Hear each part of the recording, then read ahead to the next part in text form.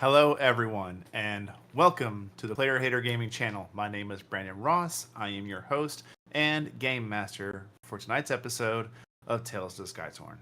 But before we get into anything else, let's knock out some announcements real quick. First off, if you have not done so, please feel free to swing on over to our lovely link tree where it has all of our socials for everything you need of all the things we do. The places we post content, the places we give you updates, and also in there is a link to our lovely Discord, of which we have two. But first I want to talk on the official Player Hater Gaming Discord, where we have community one-shots now. It's a ton of fun. We ran one just last Sunday before I was moving, as you can see by the glorious unpackedness of a new room around me. But Sunday before that, had a great fun time with all the community one-shot members who won. Congratulations to those of you who did win. And we'll be announcing the new ones here in the next week or two as the new month turns over today. It's gonna be May. That's gonna be stuck in my head. That's just too good. Mm-hmm. Beyond from that, Sounds on about our lovely PhD Discord, this Friday you will have your drop to our lovely Discord subscribers, where we have our lovely one-shot that we wrote for all of you. We have some homebrew items. We have a monster. We have maps. A lot of great things go into this, and we put a lot of care into it. So if you feel like you need a little extra things, maybe someone canceled last minute, you need a one-shot to pull out of your back pocket, we got your back. Just give us a little subscription, and you will see those tiers and what's available to you. Beyond from that, we do have the other Discord, which I will not talk on because it's a great place, a West Marches style server. But that's all you're going to get from me. The rest of it, I'll hand over to David. Yes. So, if you want to enjoy the world of chaos and madness and really, there's a lot of crap in there. And I say crap lovingly because it is actually a great place. But if you wanted to partake within that wonderful timing, I would recommend hopping over to our Ashirma server, where you can create your own character, have fun with the story, interact with others, go through the many events that they're currently running through. And on top of that, if you want to eventually sit in the DM chair and have fun creating part of the story, by all means, you could do that as well. We will teach you if you don't know, and enjoy. Have fun either way. We'll see you there. Thank you, David. I appreciate that. Aside from that, we're going to put our stream schedule on screen real quick for you all, so you can see all the great things we do. I'll just touch on them really quickly as I pull it up myself to make sure I don't mess it up. And I got yelled at last time, so we'll start with tonight. Hey, it's Wednesday. Tales of Skytorn. Then tomorrow we have PhD Plays with a lovely Miss Mintwolf doing a blind run of Stardew Valley. And also with that, there's what's that you've been calling crowd control crowd? Crowd Crowd control. control. Yes, sir. Come mess with my game for me, even though I have no idea what I'm doing. That's gonna be a lot of fun. I'm gonna take a cue from somebody else and maybe take like your S key or something. No! So last time she couldn't walk forward. This time she can't walk backwards. Y'all are just messed up. Just me. But that'll happen at 1 p.m. No. Central Standard Time on Thursday. On Friday, we have our lovely Kelbs cranking out the current Final Fantasy remake, and he plays at 4 p.m. Central Standard Time. Saturday, we have PhD Plays, where some ton of us come together, and we just pick a lovely co-op game to play. Been doing a lot of, I believe, content warning, the Lethal Company throw in there, just whatever we feel like playing that day. And I'll probably do my best to start popping in those a little more, so we'll see how that goes. And then, of course, over Monday, we have our lovely duo team of the Lazarus Wolf and... Oh, gosh. Kaz. What was that? Kaz. I knew I wrote it down. I was frantically looking for the sticky note. I was like, it's here somewhere amongst the 600 sticky notes I've made because I forget so many things, and I'm tired of forgetting them. Those incredible individuals we'll be talking about nerdy know-it-alls, to where it is a great show where they do a truly incredible deep dive into a lot of great nerdy lore. Everything from DC to Marvel Comics, even Warhammer 40k they've done. I'm sure they have some great, like, iconic TTRPG monsters lined up that they've kind of thrown my way to pitch, and I've said, go for it, do your thing. So come check them out and learn some stuff that day. Maybe something new you didn't know. Aside from that, before we start channel points, because I have my sticky note to remind me about this. Who God damn needs it. help dice? I am pretty sure I am as dry as the Sahara. If you want to use your channel points, please feel free to do so to give the lovely players a little bit of guidance throughout tonight's episode. They can hold up to 3 D4s from our lovely chat. So if you decide to impart on them those, you may do so at this time. Does anybody I else think need all some? of us can use them. No, Doc needs them. Doc needs them? Yeah. Okay. I think all of us can, so just All right. Start Yeah. throwing some lovely grace and bless their way. Aside from that, no other announcements? I Got it all? don't think so. Look at me I think go. you got everything. Almost like I know what I'm doing. Years into this. Are you sure? Are you sure? No. Are you Put sure? that aside. Let's get into tonight's episode of Tales of the Skytorn.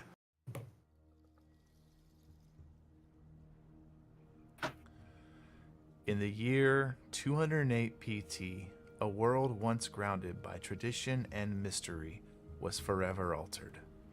The events leading to the tearing and uprooting of the lands have faded into legend, leaving us with a mystifying era known only as post-Torn.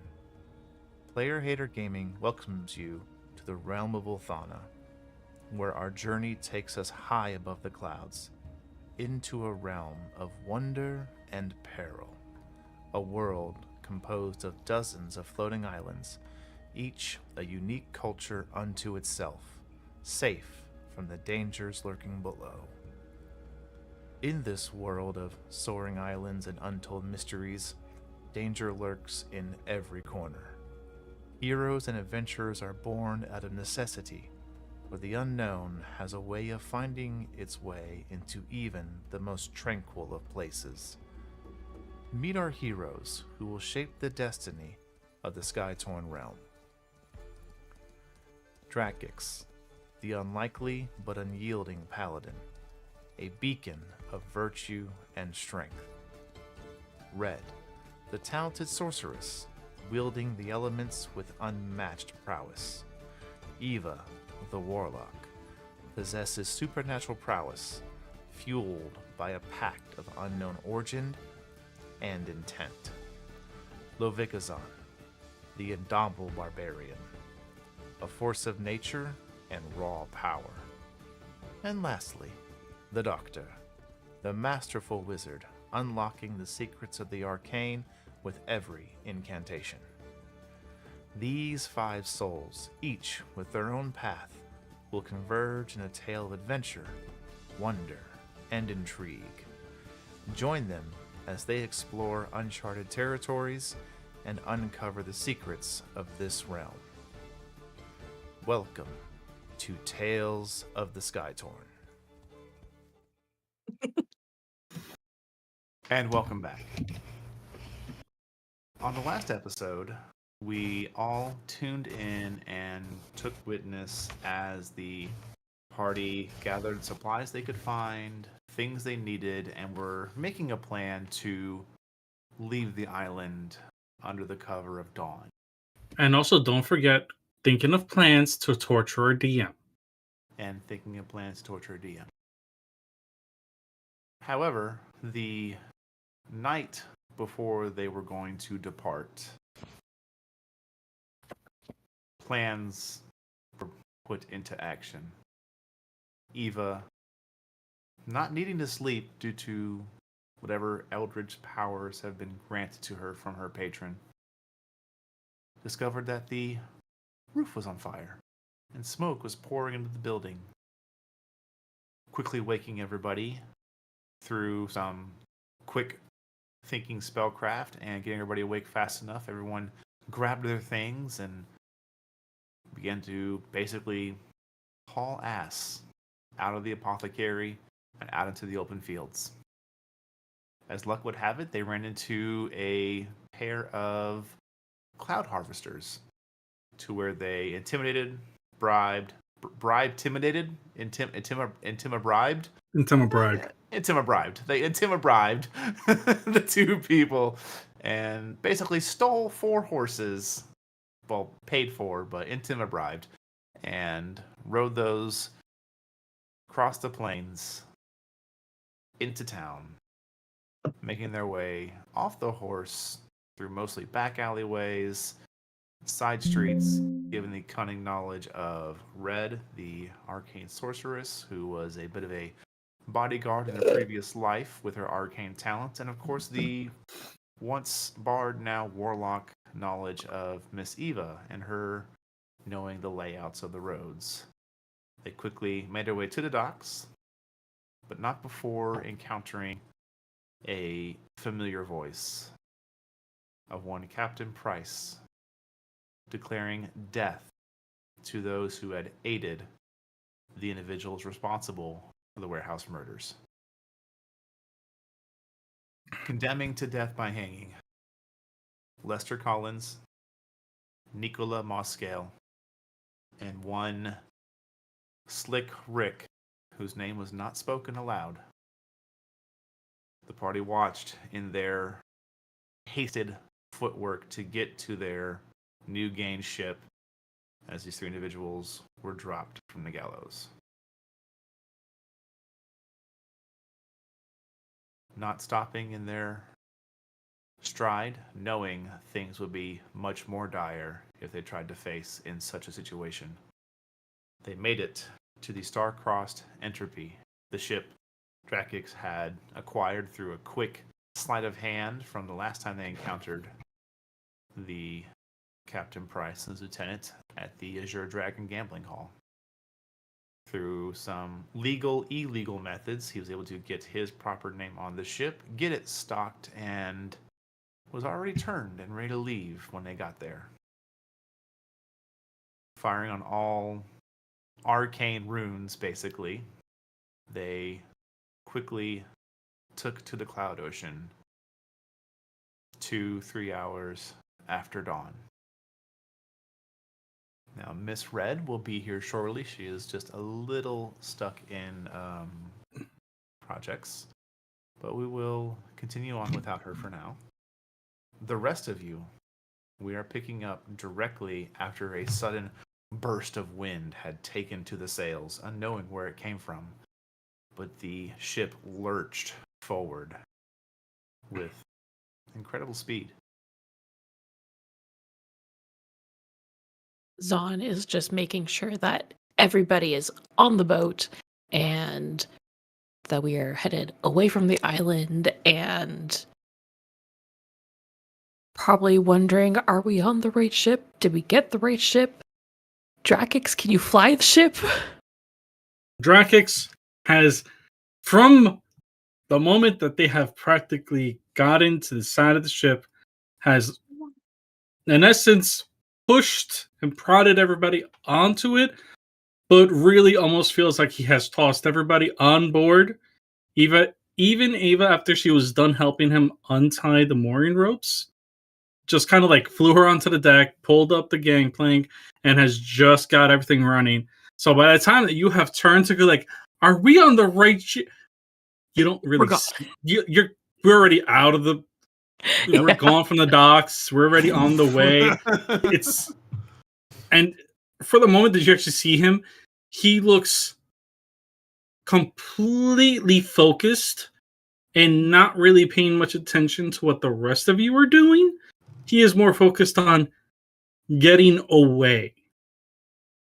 Yep. He has been through similar situations and knows the more dawdling, the higher chance of being caught.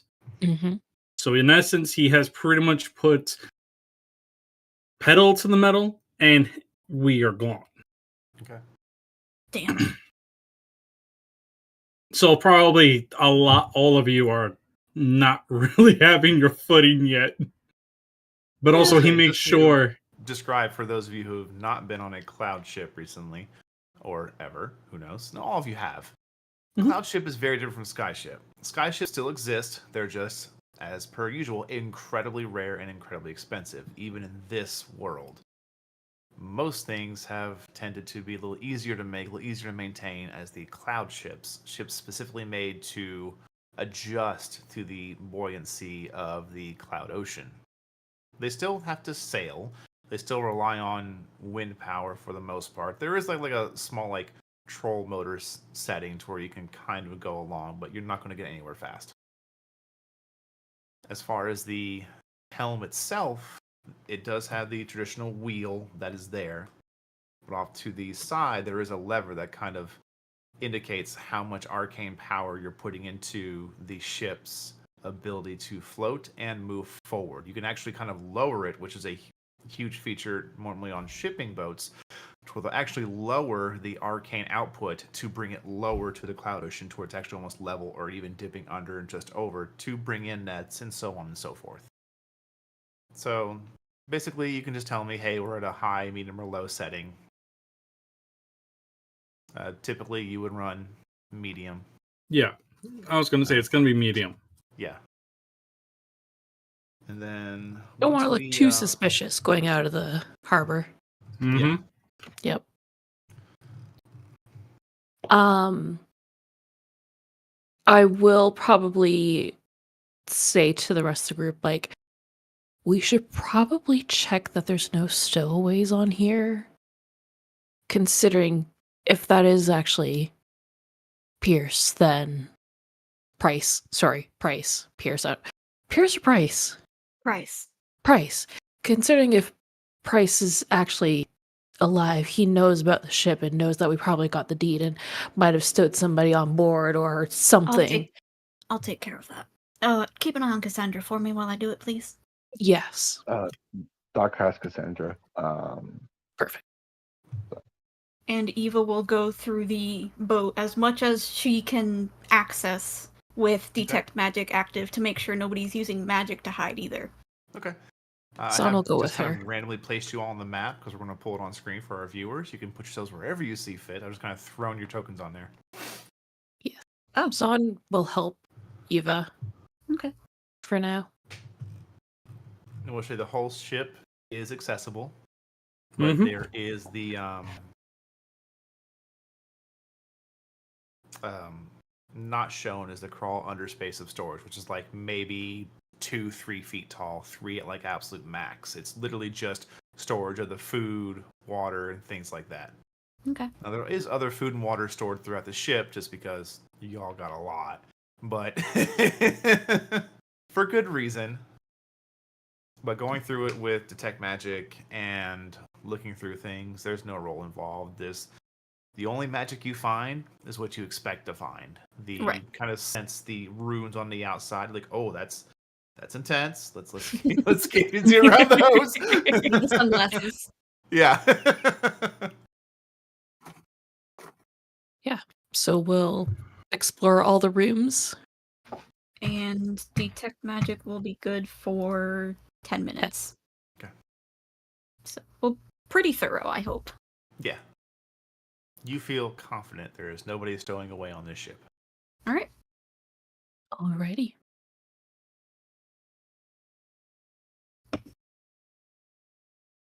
Well, what do we do now? Well, we'll rely on Drakkix to set us a course and figure out where we're going.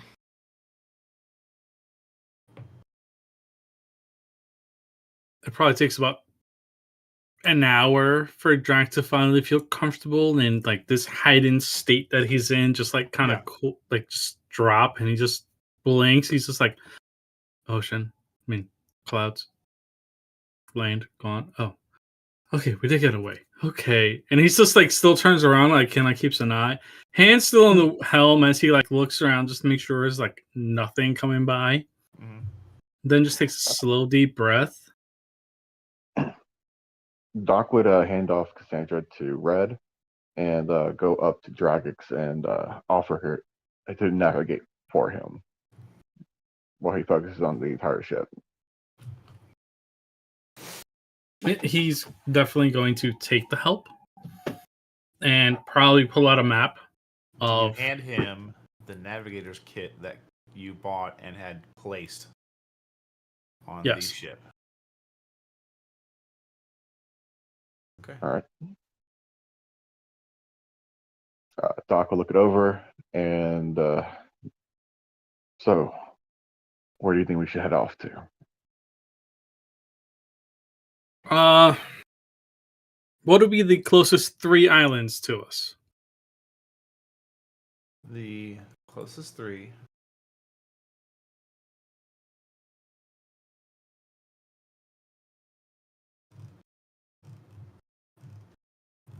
Hang on.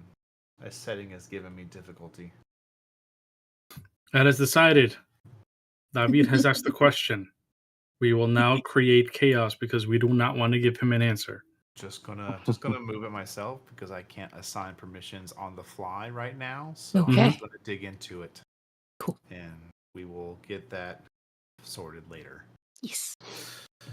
Closest 3 to you. Note time.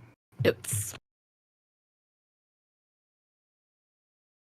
In all honesty, he ask should have these known this later. was coming. He should have You're not known wrong. this was I should have coming. known yours coming. You're not wrong. All of these uncollapse, so I can stare at them all at the same time. So, first, a Cloud Ocean Navigator's Kit is not like that of a usual ocean-faring world. You place down, Doc, you open it up, and there are about... There's about 10 to 12 tokens within it, probably about like the size of a quarter, roughly. They each have a symbol on them. So first, unless you're going to help him unpack this, Drakix. Really, he's going to look to him, just say, have you ever used these before? As he starts to slowly hand it over to him. Okay, so you get handed a rolled up piece of parchment, 10 to 12 tokens. You get handed a chain with a gem on the end of it. And you get handed also a vial of light blue ink. No, not used these before, but I have seen them used. Navigator Hannah from the last ship we were on saw her use hers. Watching and knowing are 2 different things. And he's going to I'm a probably... fast learner. There would be like a flat area nearby to put it on. Because I feel Yeah. like that would be... Yeah. Absolutely. So he would put it down and actually set everything the way it's supposed to be set. And then explain to him how it all works together. Okay. As the player doesn't know, I leave it to the DM. I got you. I will temporarily take a little bit of agency away from you if you don't mind. Go ahead. So, Drac, you lay down, Doctor, he lays down this parchment paper, and it's pretty large for a map even. And he quickly sets down I believe it was 10 total tokens. He said 10 to 12. So Yes. somewhere in that ballpark. So each of them had their own like engraving on them. There's no words, it's just like a symbol. Mm-hmm. One of them, you notice, looks exactly like the Rook Castle of Wingata. Okay. And you come to realize that each of these tokens represents a known, discovered, well-lived-in island. And you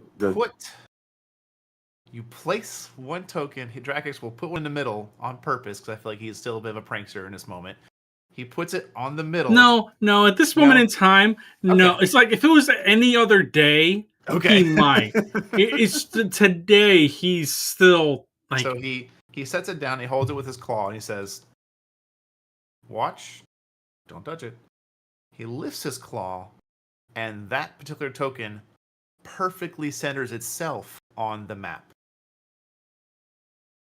And then he thumbs through them real quick and finds 2 tokens that are about half the size of that one, but they're kind of look like they should fit together like a puzzle piece almost. And he kind of looks at the map and does some quick math in his head and gets pretty close to the general area. And he sets down 2 tokens. Each of them have the symbol of Reese upon them.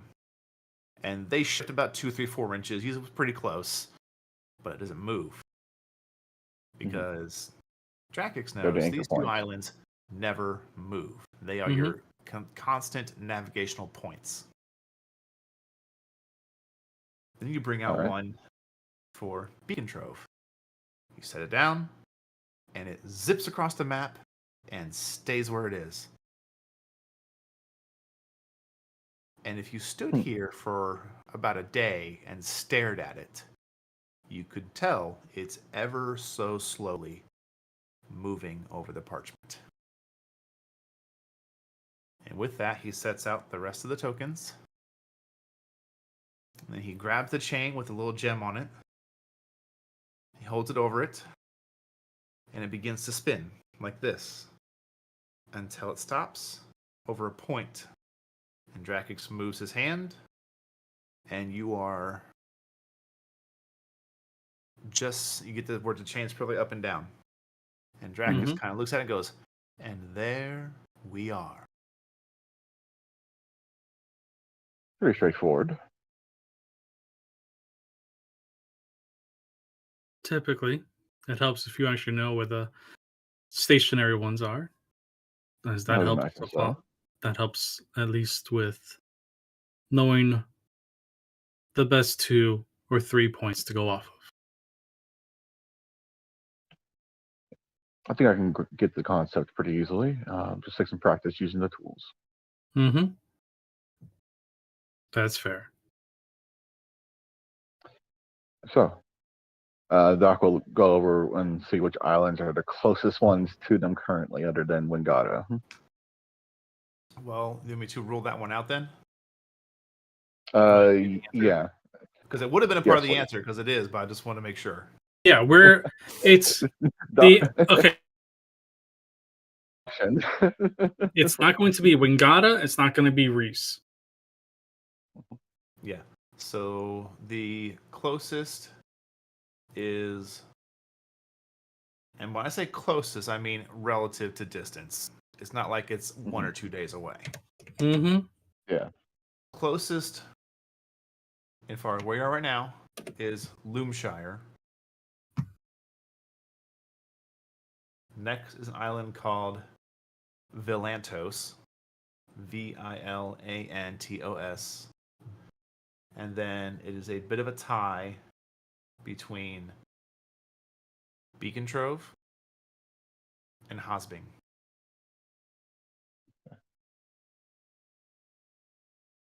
So players have a hard time remembering, but isn't Zahn from Loomshire? No, she is not. Okay.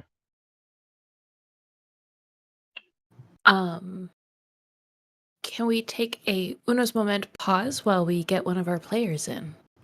Yes, she's ready to go. Let's do She is ready to go. We're gonna go 2-minute break. just like 5-minute break. one.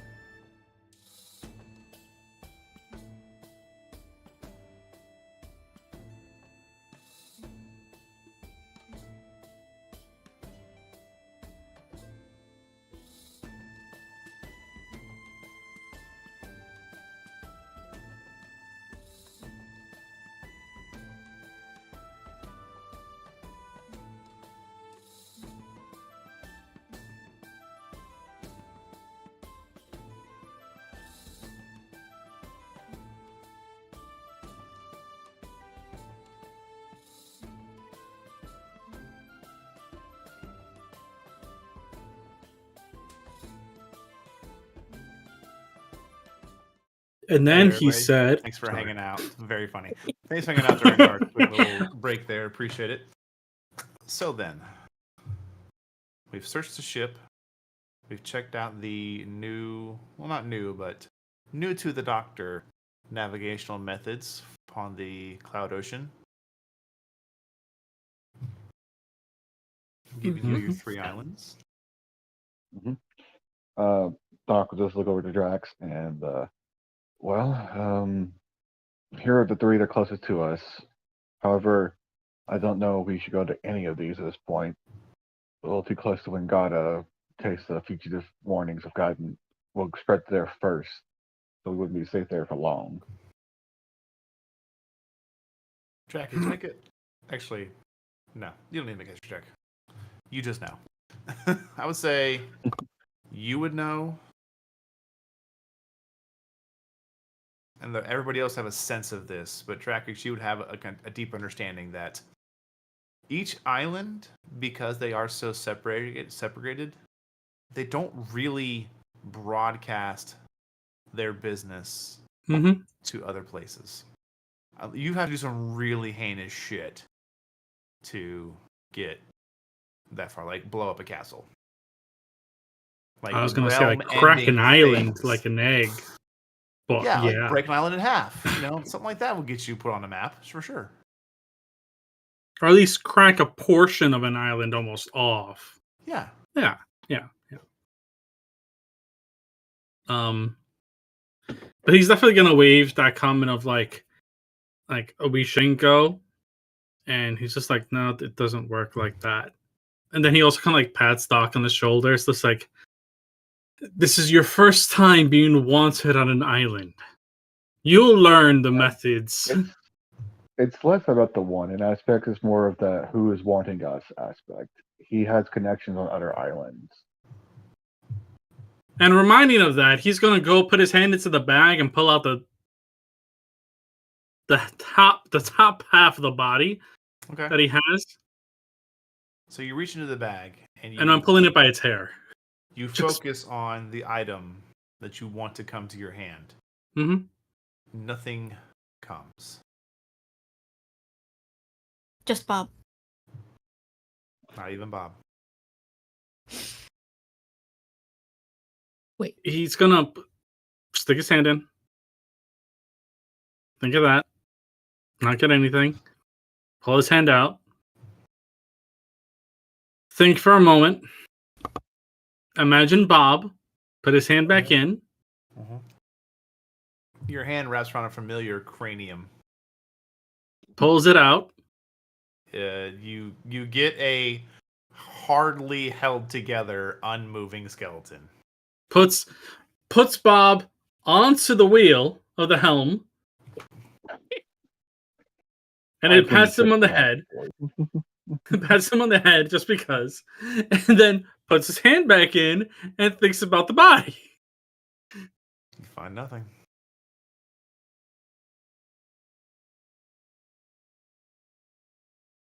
Doc, this is probably going to be the second time Doc actually sees that Drac wants to murder somebody.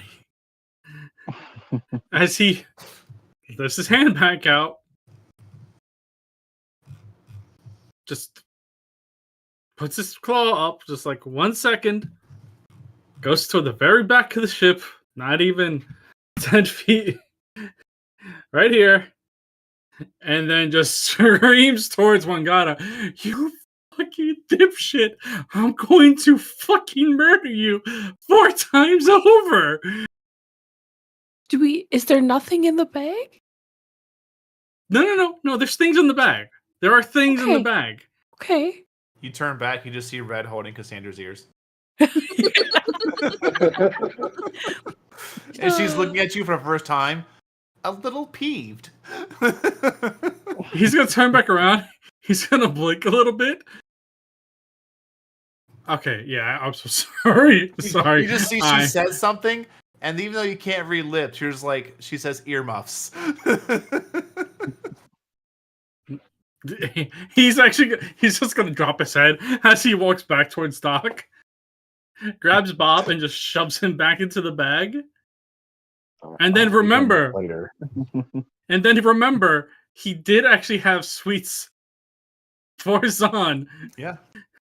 Pulls out a candied apple, walks over to Red, and just kneels down, hands it over, and just goes, "You heard nothing, little one." She just takes it. Nothing. Bribing my child with sweets, how dare you? Drac is the uncle that knows how to get his way with kids. He's just gonna pat her in the head and turn around and act as if nothing happened, even though Red is currently burning. Like, just imagine him coming up in flames. And he just walks back to Doc and just goes, "So there's no body in the bag?"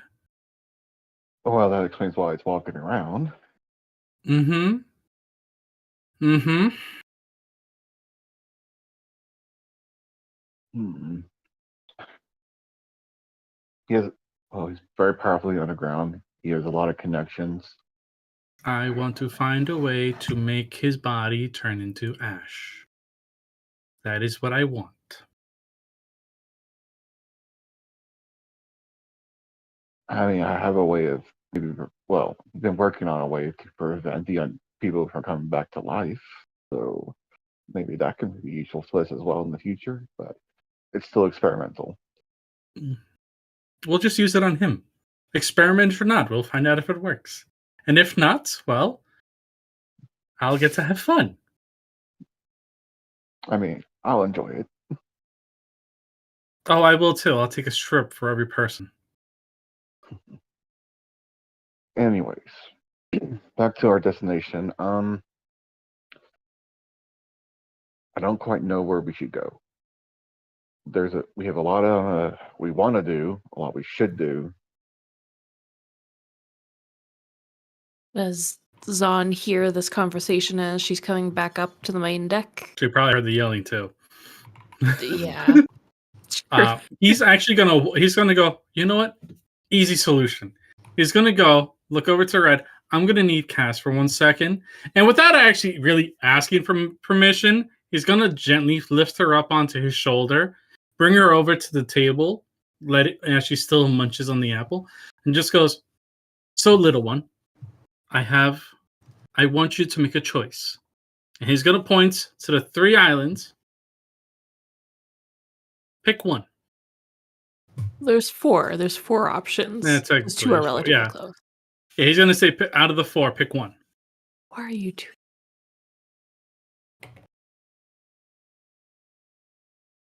Because number 1, if we don't decide where we're going and we let her choose, they're not going to know which way we're going to go because they're going to think, what would a captain do? So, what island is what number? I rolled a d4. Should it be the way you listed them? Yeah, it's the way you listed them. So Loomshire, Valentos, Beacon Trove, Husbang. Okay.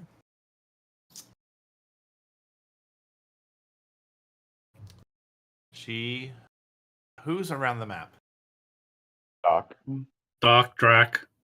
Okay. Probably Red just like came over, just like still glaring at Drac this entire time, but still kind of curious to see what the hell's going on.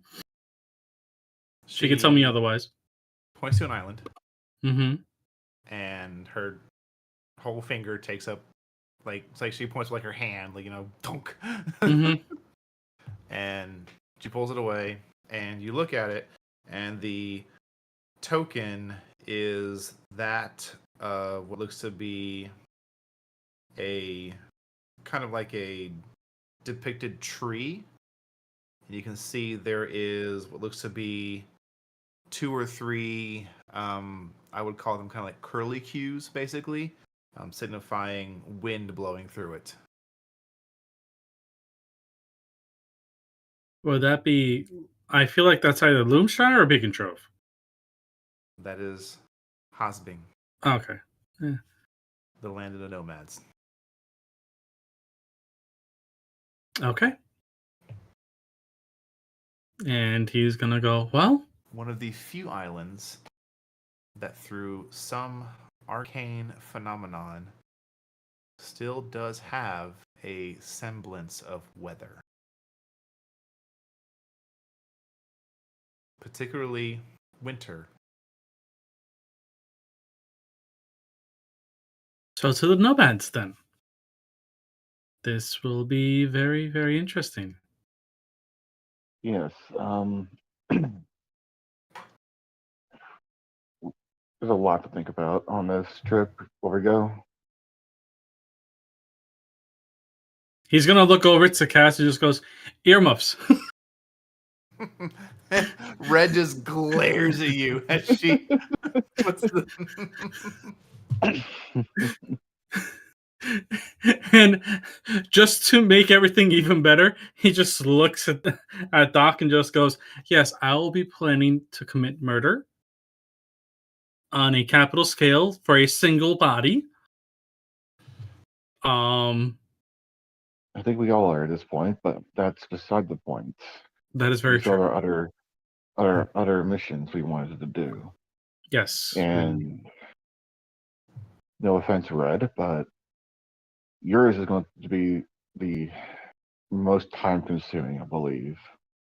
No, I feel like mine would be, but hers is, I feel we're like close in that sense. I feel like yours are connected, kind of, but that Uh-huh. might just be coincidence. I don't believe in coincidence. I do think Zahn's issue is more time pressing, though. There's a moment where you say this, you see eyes of Red narrow ever so slightly, and she just goes, "Fine."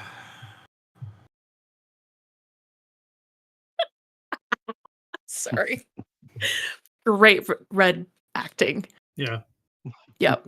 He's Drac hearing that just goes, that's fair. We do need her to be 100%. Which island is she from again? You just see Zahn peek up at she's standing here and just kind of peeking up below the bars. Where are we going, Captain? Our youngest navigator, as he pats Kaz, Oh. just head a little bit, as she's probably still eating the apple too the entire time. Which also prompts him to take out another candied apple and just gently tosses it over to Zahn. Zahn is happily takes it and is thinks about it for a second. Going to be on a ship for a while. Just going to store it away. There's more where that came from. I'm sure I grabbed 30. Takes it out and starts eating it. He just goes, well, Cass chose to go to Hasbin, so we could at least get a lay of the land and understand. Which island are you from again? It's actually pronounced Hasbing. Oh, Hasbing. And we're going home. Perfect. We could actually figure out what's going on with you and help you out with your stuff first. Works out great. Good job, Cass. Good job, Cass. Drac is really, as they're saying that, he has his hand out for a high five from Cass. He's just kind of takes the apple and holds it in one hand in her mouth, and he just smiles you'll be a fine navigator. I will make sure of that. And Ava cannot stop me as she is not here. Just as a door opens from below deck. I said nothing. You're lucky that only my vision has changed and not my hearing. He just whistles innocently.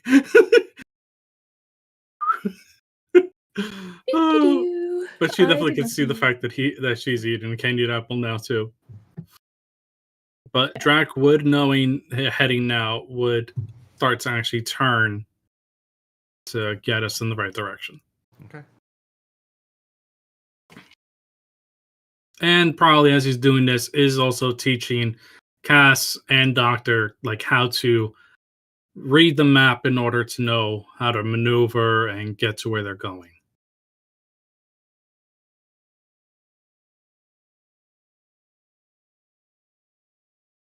So, one of the not yet used tools is the little bioluminescent looking vial of ink.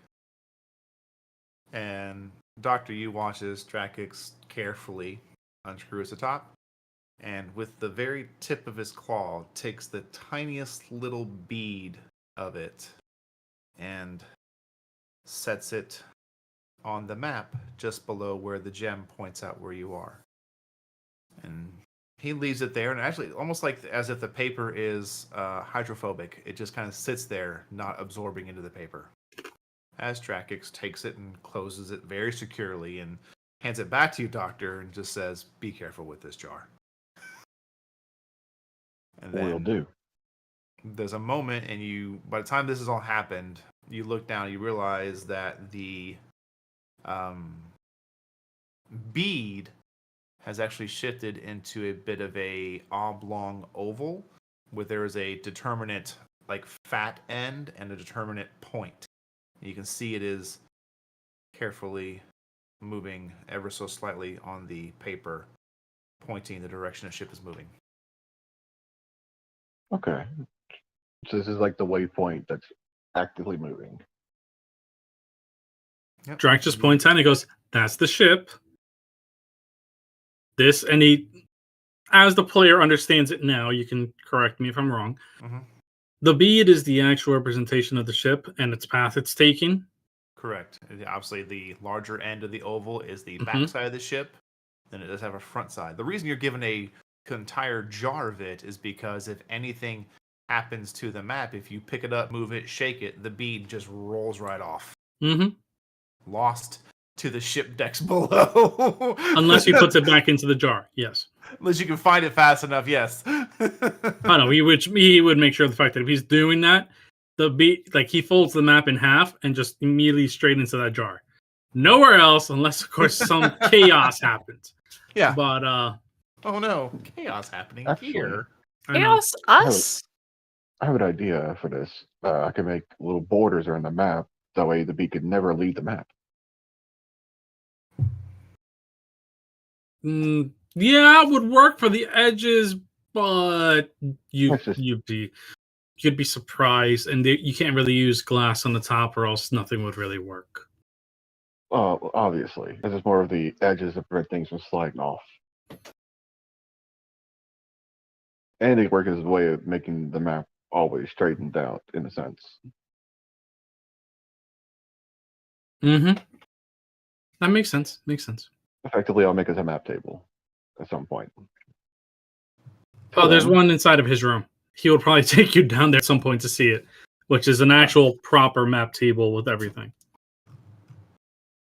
Speaking of making things, now that we're out of trouble, can I have your gauntlets? And he will hand it over to him. As we have the time now, I will finish these up. Sounds good. That would be tremendous help.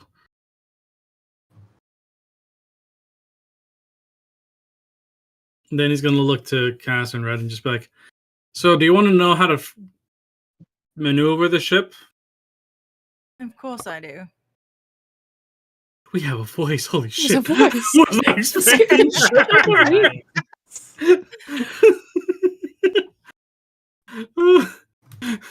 Drac blinks is just like, I was really in the cat, but okay, fine. He just makes sure Red understands everything about the map, even though he's pretty sure she should know, but still giving a refresher anyway. And then teaching both of them how maneuvering the ship and the lever works.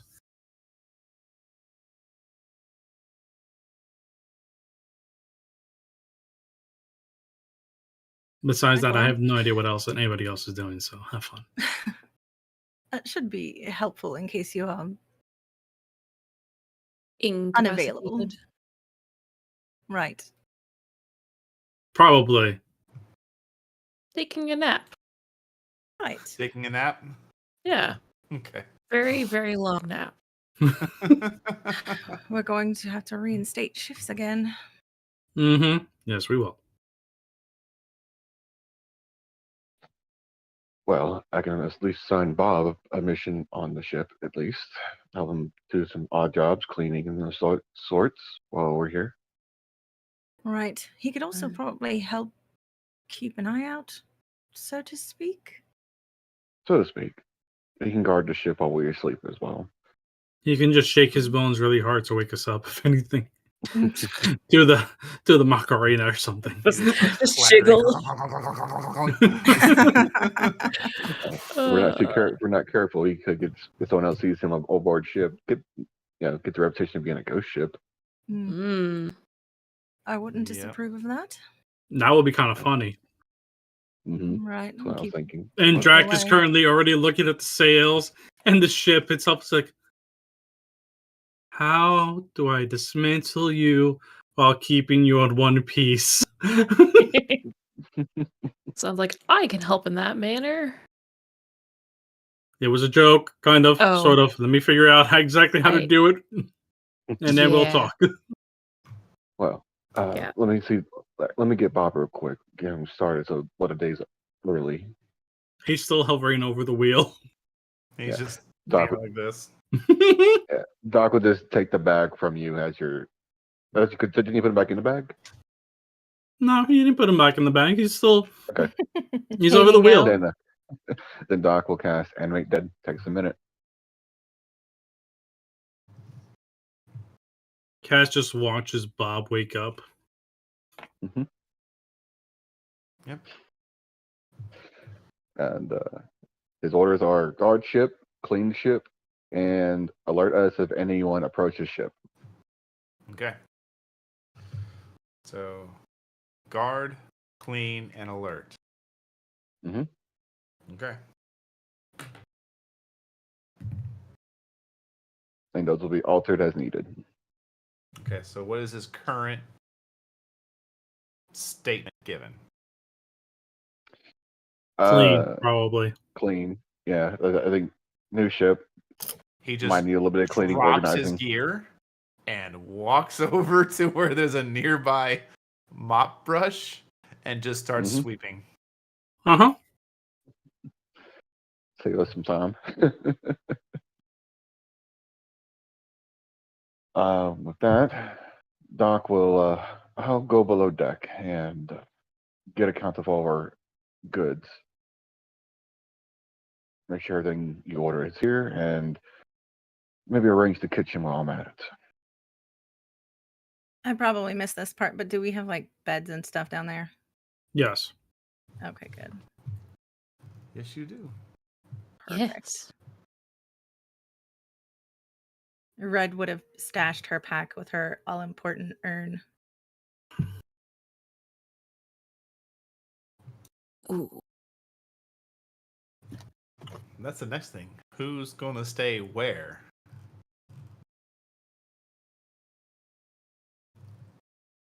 I mean, how many beds are there? 4 beds, technically technically. There are technically 4 beds. Mm-hmm. One of them's a little small. Okay, well, I that one's wonder whose obviously that Cass's. is.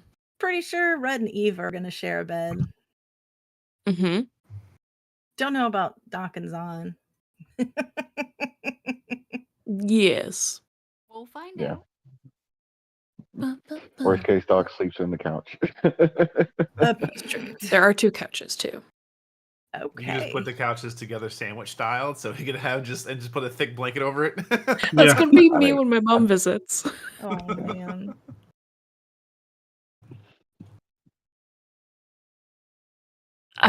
Zahn has probably ran down and shoved her bag in this one here. Just in the doorway, her bag is just there. Oh, hey. Wait, 1, 2. I didn't know I could I think scroll. our captain should get the captain's quarters. He's just gonna blink hearing that because it still hasn't sunk in He's just like, I only said it to say it. And he's just like, I mean, you're the most well-rounded sailor here. You actually know how to fly these things. You know how to navigate properly. You're teaching us. I think it's a no-brainer. he's immediately, his thumb points to Red. Do you really think she's going to listen to anything I say? No, but what pirate ever actually listens to their captain most of the time? Majority of them, actually, because if not, they Okay, die. well, if you think about it then, you have, like, a math amount of people listening to you and then a little bit of math amount of people not listening to you.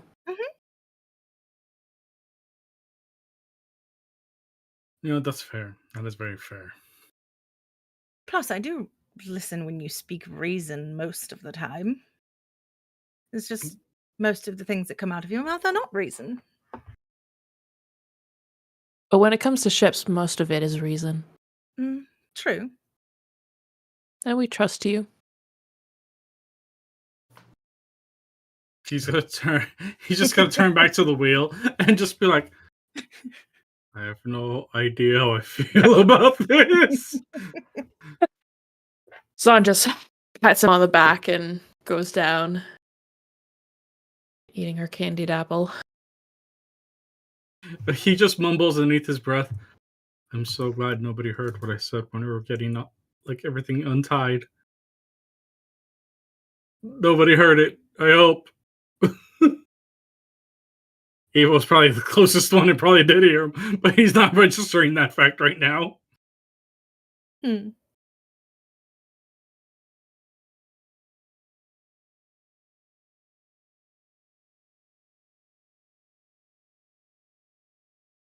Alrighty.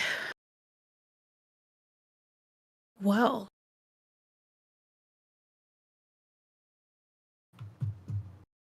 We're headed to Hasbing, I guess. Mm-hmm. That's a thing. I really hope that there's like warm clothes and blankets on here or something, or that you guys have at least packed those. Doc There at least will has to be able be. to keep himself warm. There will be snow of sorts, probably, possibly. I wasn't really a weather guru there. If it was cold, I'd put on a fur. Eva just points. Have a. You're very quiet. Yeah. I can't really hear you. Sorry, I was trying to not let the cat come through. But Eva points to Red and is like, "We have a phoenix. I think we'll be all right." I mean, true, You're right. true. We do have a walking fire pit. That is true. And out of everyone here, I think only me you experience snow at this point. That is very true.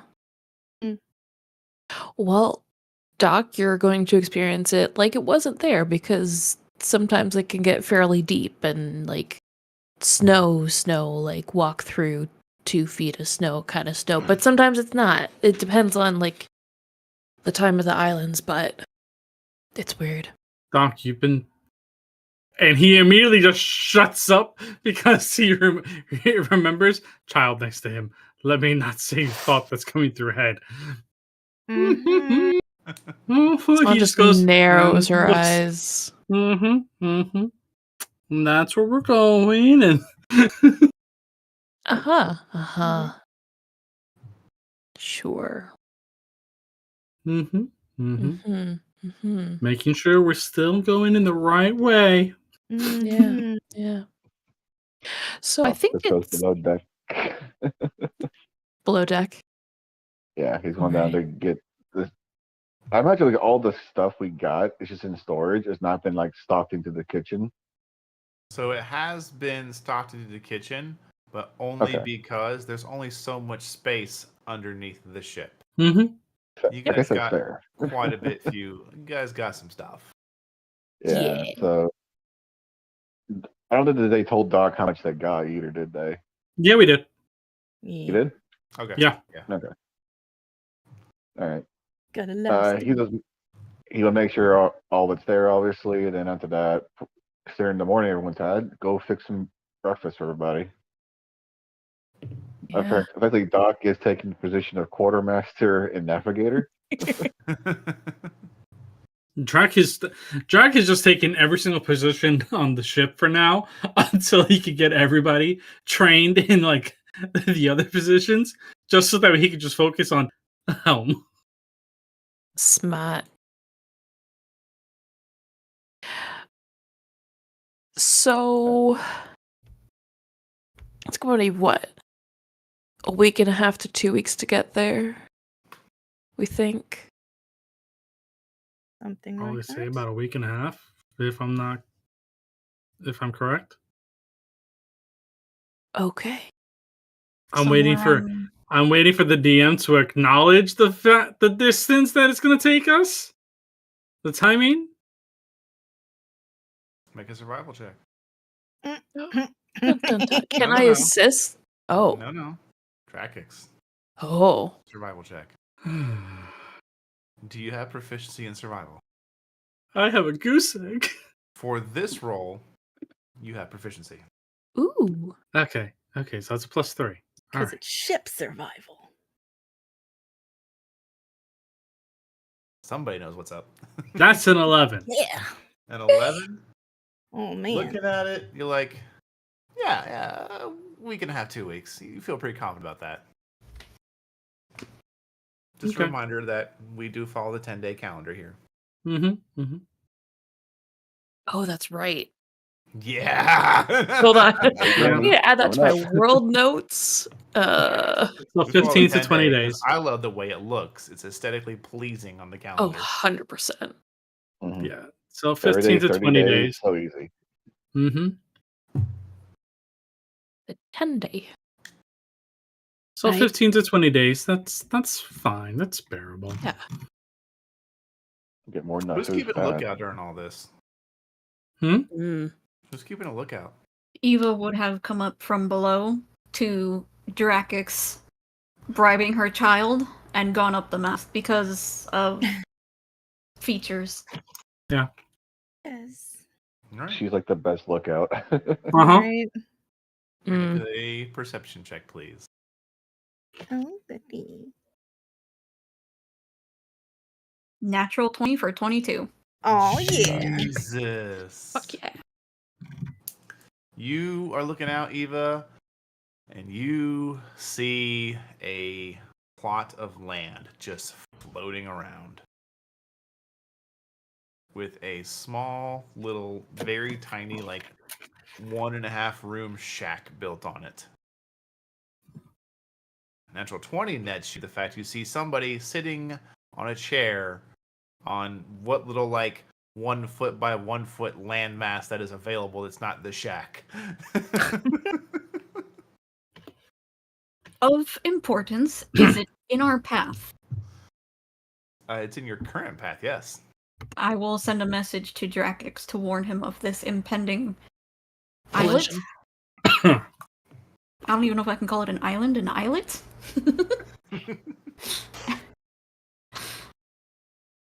So that he may correct course. Drac is going to immediately snap to the front Mhm. to see exactly how far. You run up the steps. You're now a little bit higher elevation. You see. Oh no, he's still at the helm. He just Oh, snaps his eyes out to the bow and just like, oh, and just starts to turn. Little bead, the tiny, tiny bead on the map. This little oval shape moves a bit.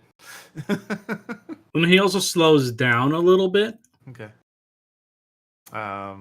You see probably about 20, 30 feet away from this island that you've navigated your course. Just see an old man fishing.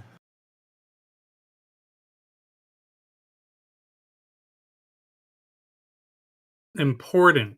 Mm-hmm. Do I recognize the old man or know stories about the old man? Not this one particular, but you do know that in the mass release of arcane power that was used to lift the islands into the sky, some pieces of particular rock and stone just took the magic really well, even without engravings or being cast on them particularly. Just having the magic pass through them was enough to lift them. And sometimes when people are just old or whatever and just don't want to be in civilization, they'll build a little building and live basically off the cloud ocean. But this persevere, you do not know this person. Okay. But they just look up from their very simple fishing rod and string, see you. You see them, they kind of plant the end of it into the ground and hold it with the back of their foot to free up a hand. They just wave. He's gonna wave back nonchalantly. So he kind of picks it back up and he grabs like this dark amber bottle and just. Drac is just gonna yell out, "Happy fishing!" as they drive past. Oh, fuck yourself.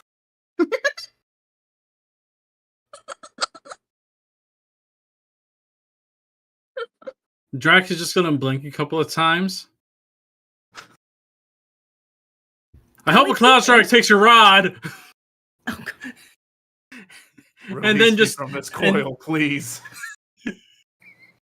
And then he just lightly pushes the lever forward a little bit, just to cause enough of a rift. just like kind of like just like a bit of the cloud just like washes over him slightly as they just get away. It just kind of shifts a bit, and he's like, "Kids." And then he's gonna look immediately to Cass and just be like, "And that is how you deal with people's rudeness on the cloud sea."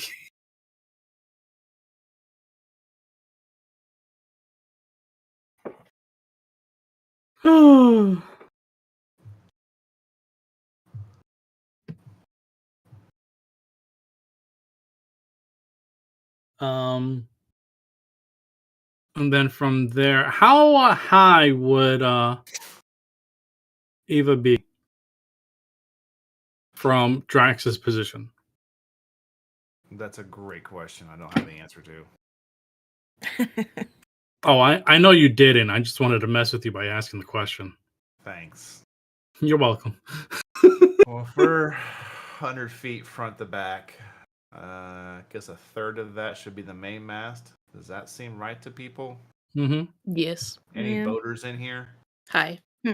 Yeah, that's roughly right. All right, so the main mast is 30 feet tall. Okay. He's just going to telepathically say to Eva, "Thank you for that," and continue on towards Haspin. Hang on, I'm getting new measurement corrections here. Looks like it might be like 15-ish feet. 15, 20. So within the 30 feet for telepathy. Yeah. Yeah. I'll work on actual dimensions over the next week. Mm-hmm. Give me some time here. I'll make you do math. I promise. Calculus Thanks for all too. you do. You're welcome. He's so gonna murder Drac the next fight we have, just because of the fact I made him do math. No, it's good. Yes. It's good. It's just I questions I wouldn't have thought of until they happened. So Yeah. it's good. I mean, he's also already murdered Dragix. We just brought him back. I know, Right. I know, but we all know that he likes to murder Drac, so he's gonna do it again and again and again whenever we piss him off.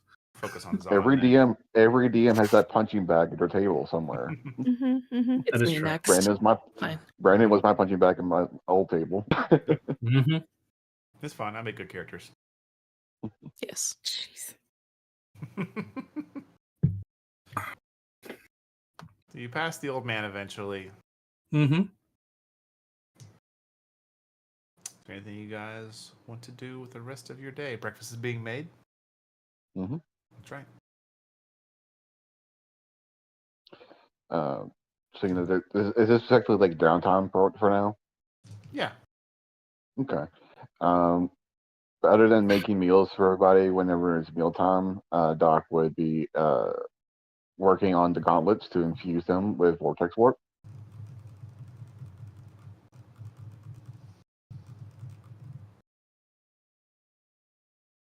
Okay.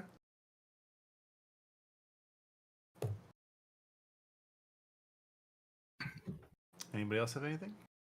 Drac would just be maneuvering the ship and keeping us on track. Okay. Pretty sure And Red whenever it would. gets, go ahead. No, go ahead. All right. Pretty sure Red would still want to continue her notch lessons at some point. Yeah. Yeah. And continue teaching Elvish. Question then for everybody: Does everyone want to learn Nosh, or is just Red right now? Drac would probably do it whenever he's like going over everything regarding the maintenance and anything regarding the ship. He'd probably be taking those lessons. Yeah, because officially 'Cause- Nosh is currently a dead language. Mhm. Doc and Elvish. only So is 200 people. ours. Yeah, but more people speak Elvish than Nosh. There's only 3 people who true. speak Nosh now. This is not a competition. It's not. But I'm just saying, like, we want a language that we know nobody's going to know. Nosh is the language to go with. Mhm.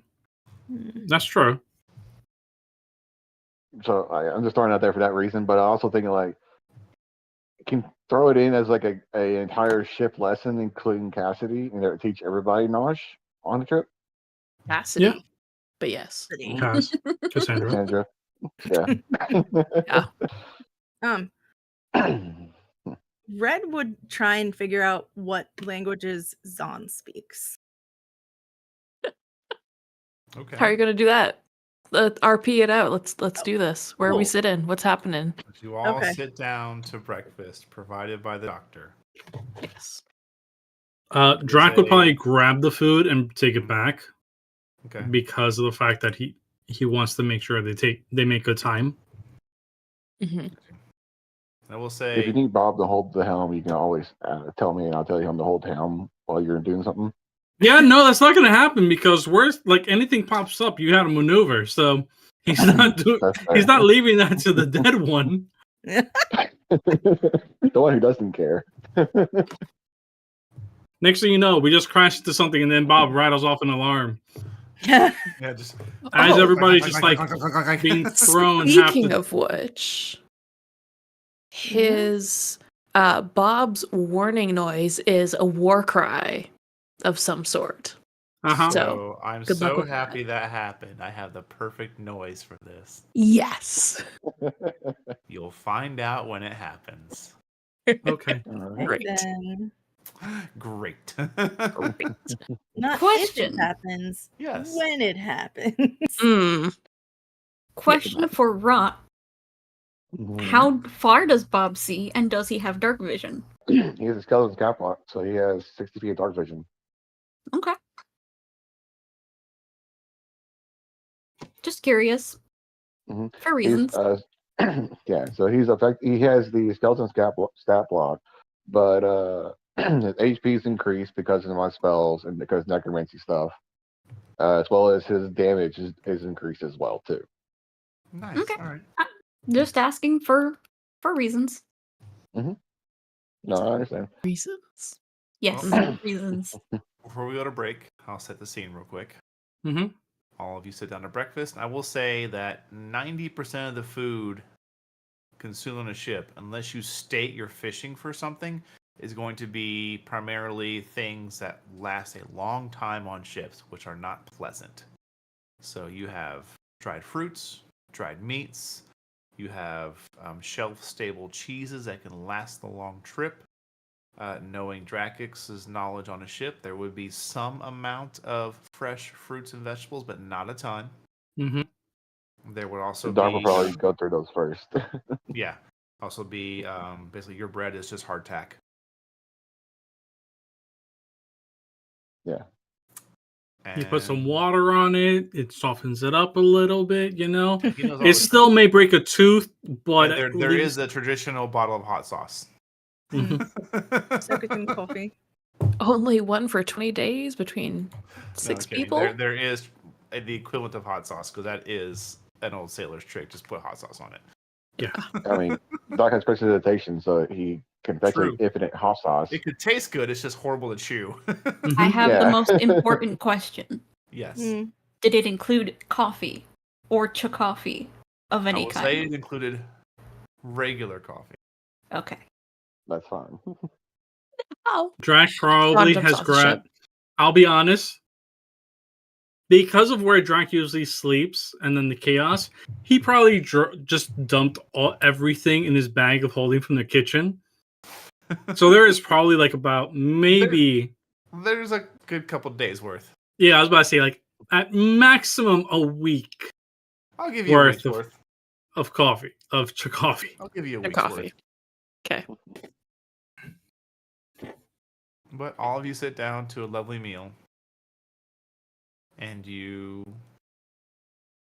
can enjoy whatever conversations you wish when we get back from break. Mm-hmm. It is snack time. Aw. Snacks. So we're going to take a quick 10-minute break.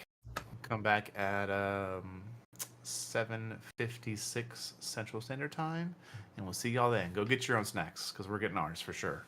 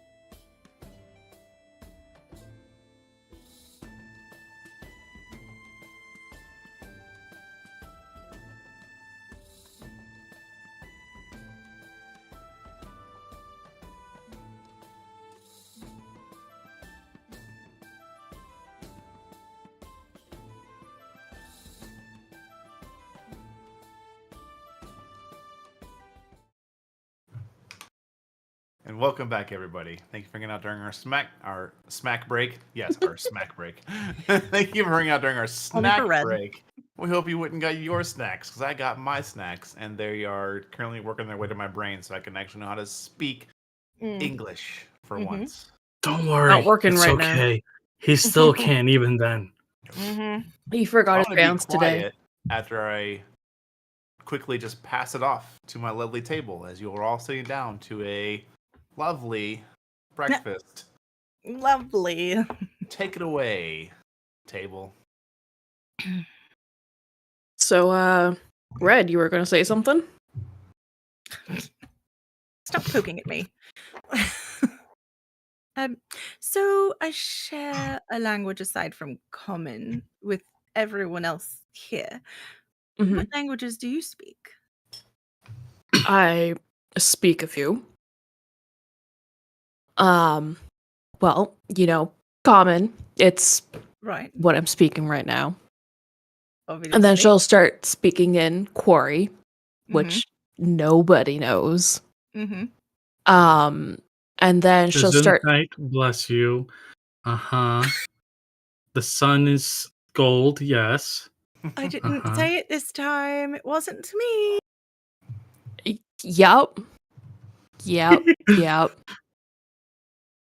I also start speaking in like a very guttural, rough, rocky kind of tone, and it's giant.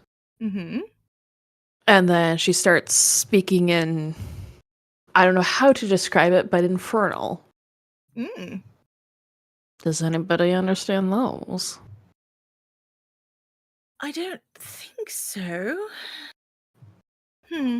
Drax just looks at you for a minute and just goes, Cloud sharks are also yummy. Yes. And then he's just going to be like, all right, I'm going to go make sure that we don't Crash. drive into anything else. And he's just going to take his food and up and out. He's just like, all right, I've made enough of a fool of myself for the next hour or so. So Right. I share Draconic with Drakix. I share Elvish with Eva, obviously. I share Celestial with Doc. And I'm teaching him Elvish. He's teaching me Nosh. Okay. Cool. So perhaps we could do another language lesson.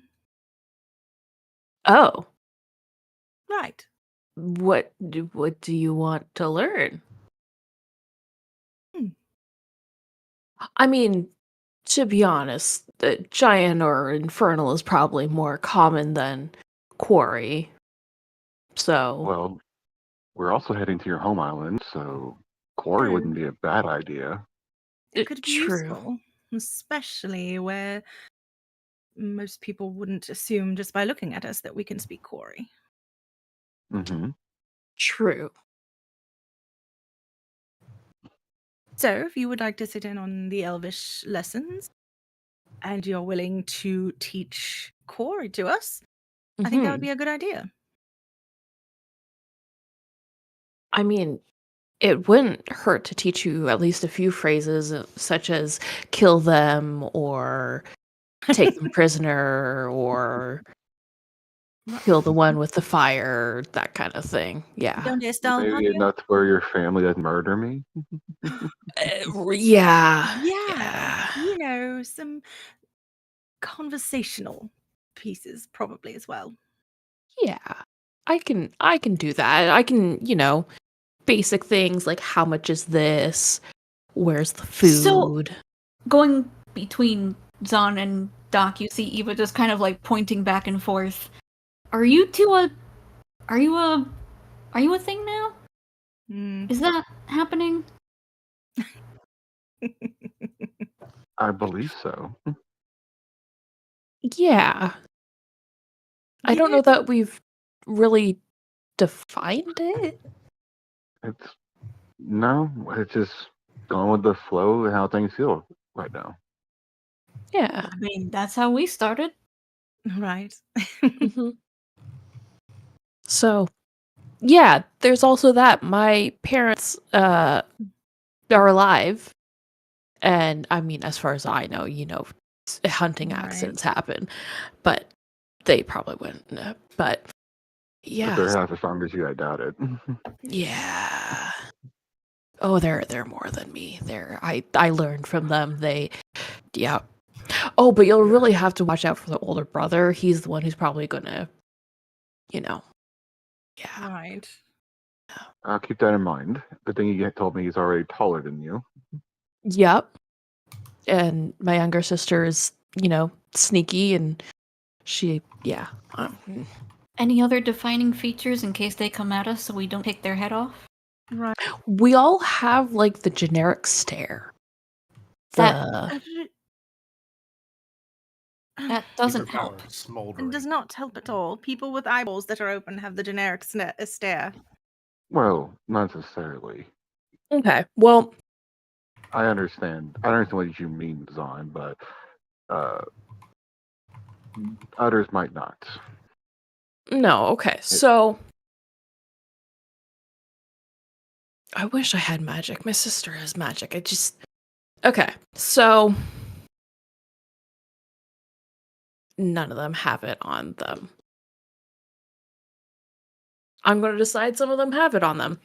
So my my mother and my sister have, and she'll kind of pull her shirt to the side, and you see a blue glowing ring on her chest over her heart. They have this, but here on their forehead. It's kind of something everybody in our clan has. We don't know what it is. It's always kind of been there, and Don, do you look at yours? yes. Okay. It's a little not as bright as you remember. She falters for a moment, but she's Make a trying to wisdom saving throw.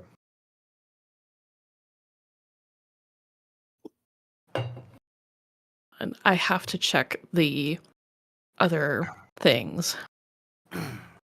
Okay, I don't have.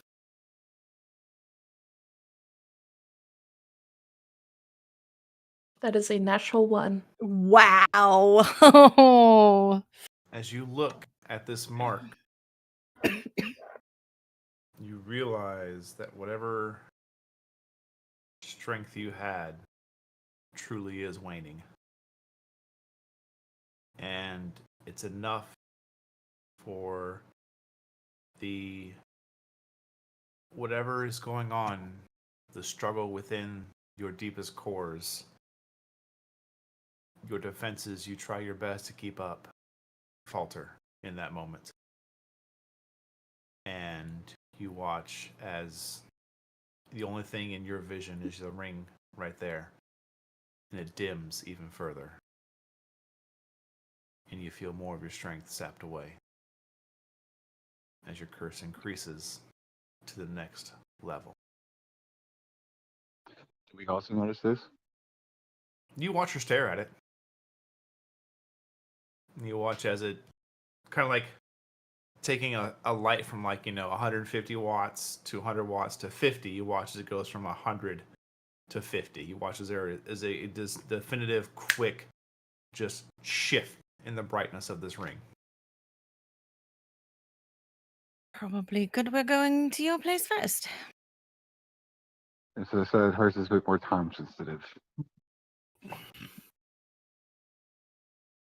Did you all see that? Am I? Yes. Are you what? I don't know.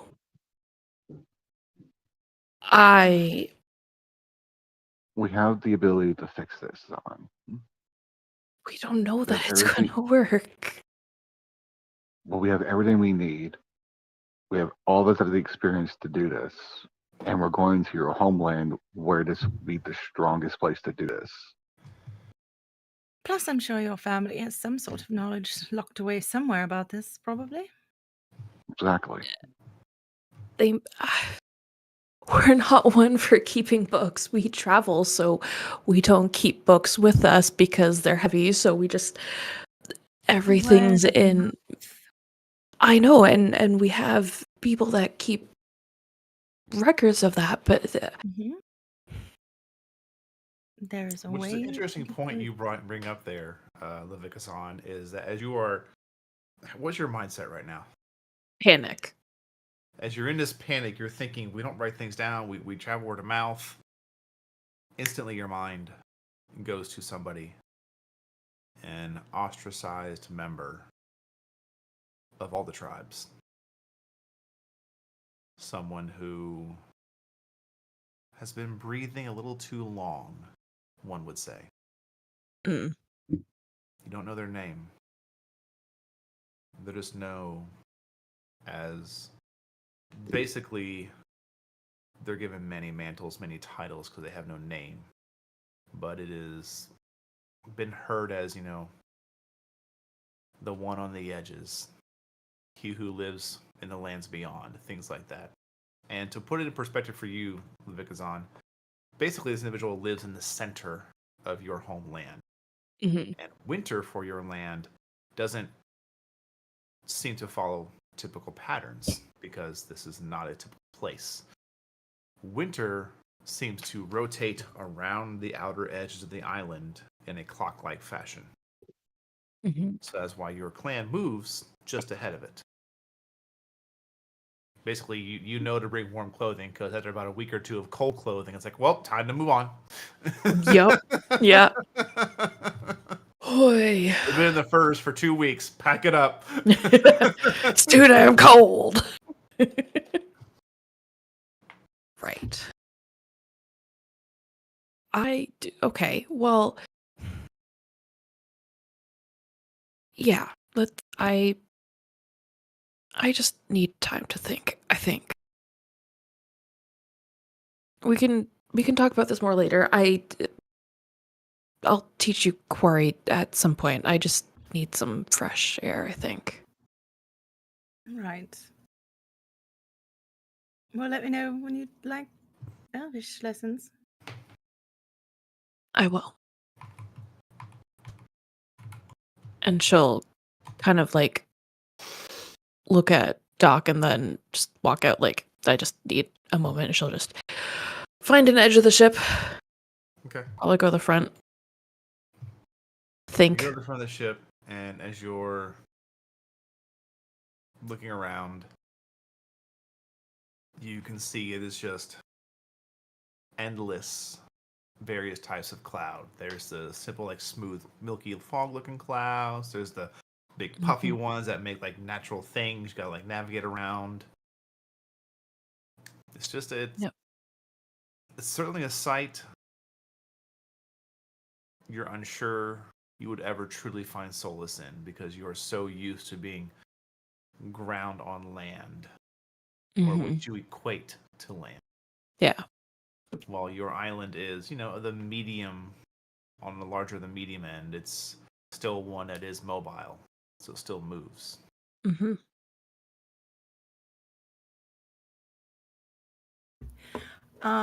When she goes upstairs, Mm-hmm. Red will glance at the other two. Give me a moment. I'll be right back. And she will go downstairs and get her pack. Okay. And then she'll Are you go grabbing up. your whole pack or are you looking through it for something? Oh, she's gonna make sure her urn is in there. But other than that, Okay. yeah. As you're shifting through it, you notice there's a extra slip of paper in there with it. Oh, what is this? She will open it. You open it and it has distinctive creases in it where it looks like it's been folded for a very long time. And as you open it up, you realize it is what you left with the Academy. It's the paper with the ink in the building thing. Yep. Around the top right-hand corner, you can see there is a bit of like a smudge of blood. Great. Cool. Regular blood, not phoenix blood. Okay. Sure. Sure. Can she tell? Hers is different. Make a survival check. Lick the blood. What do you? Yeah. How do you? Wait, first off, yeah, that's a great point. How do you determine this? Okay, so her blood looks different from everybody else's blood. Does it? Yes, because when Doc extracted her blood, she had little black particles in it. Remember? I remember. Like ash almost. Mm-hmm. Plus, I'm quite certain her blood would smell like cinnamon. But also remember you died. You giving it the sniff test? I mean, yeah. Okay. Isn't she nose blind to cinnamon though? Okay, fair. Make a That's survival fair. check. I just Survival need to check. know the method you were going about this. Okay. That is a whole 11. You got nothing. It's Okay, blood. cool. Ugh. All right. She's gonna kind of sort through her pack and see if there's anything else different and weird in there. Nope. Nope. Cool.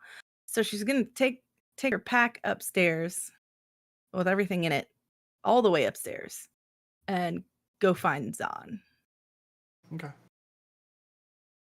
Zahn is standing at the front of the ship, looking out to the skies. Doc, I really don't want to talk right now. Just not looking forward. I'm not going to talk about any of that. So She looks back, realizes it's red. Oh, right, it's me. yeah.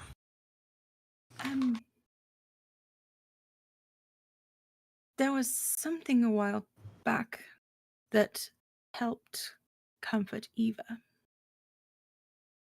And I was wondering if it might do the same for you. It's kind of a long shot, but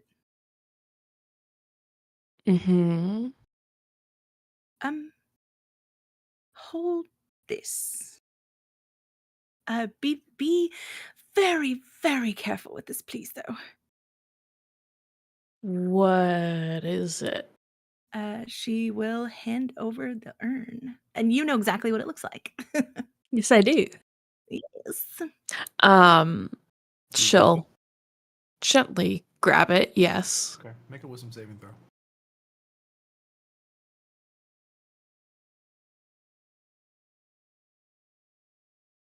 What? Natural fucking 20. Okay. You don't Okay, drop the good. dart. I don't what? You don't drop it. Oh, that's good. Instead, you don't break it at all. So don't think what I'm about to describe is you breaking it by any means. You do not break the urn. Okay. Okay. You death grip it.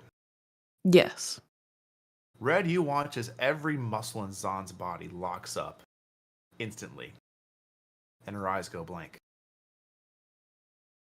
Levika Zahn, you find yourself standing in the middle of a barren wasteland. Fire and ash abound, sword in hand, but not your great sword, and not your hands. They're a bit smaller. The blade is curved slightly. You're surrounded by bodies, dark, the flames, the only source of light. You feel an intense heat behind you, but in front of you is your enemy. You see these individuals in this kind of matte black but metal armor being cut down by individuals with these kind of long pointed ears and this either various styles of hair, all just war dusted over, just where they've been thrown around, sweating, things like that. It is a rough, truest sense of battle.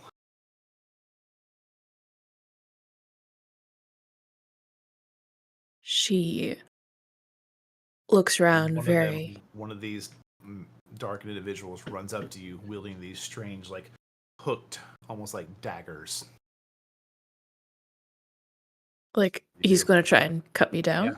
Oh yeah. She's defending herself. Okay.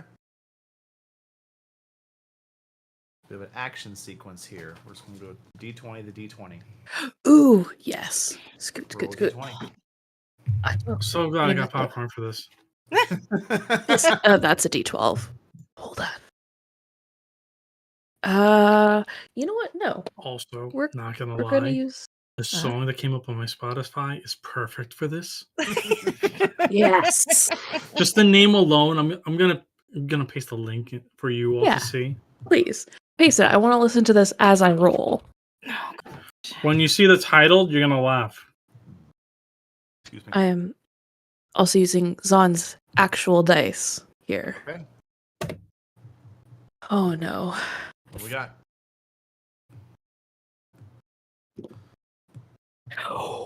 17. Natural 1. Oh shit. He comes in and you take this. It's longsword. It's between a longsword and a greatsword in length, but the blade. It's almost like what do they call it? A messer? Messer. Sure. It's basically just a large knife. Essentially, it's one Yeah. bladed with a slight curve to it. Yeah. You hold it up, and one hand on the handle, one hand on the blunt backside. You block the blades, and you shove them back. And you're going to go in for a strike. So make a D20 roll. I kid you not, a natural 20. 12. You effortlessly slice it in half, as if your blade was made from hot metal. Just and it just crumples over. Makes this like inhuman sound. And you realize it's this darkened skinned creature with these two tusks kind of growing up from underneath this lip. She's watching out for anything else approaching. Nothing is coming, but you look back and you can see this huge, like as big as a mansion, bundle of sticks and twigs and trees and large wooden things. And you kind of look left and look right to try and get a scope of it all. And it's this giant nest. You can see a large avian creature with burning wings, slowly embering out to ash, unmoving. I go over. Can I help over it? there? Yeah. You head over to it, and you can see, like you have to crawl up. Yeah. To get up there. So make me an athletics check. Like Zon athletics? Yeah, that'll work. Okay. 17.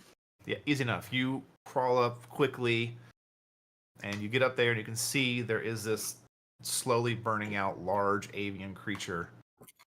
And you look over, you can see there is a broken, empty shell, and no other creatures in sight.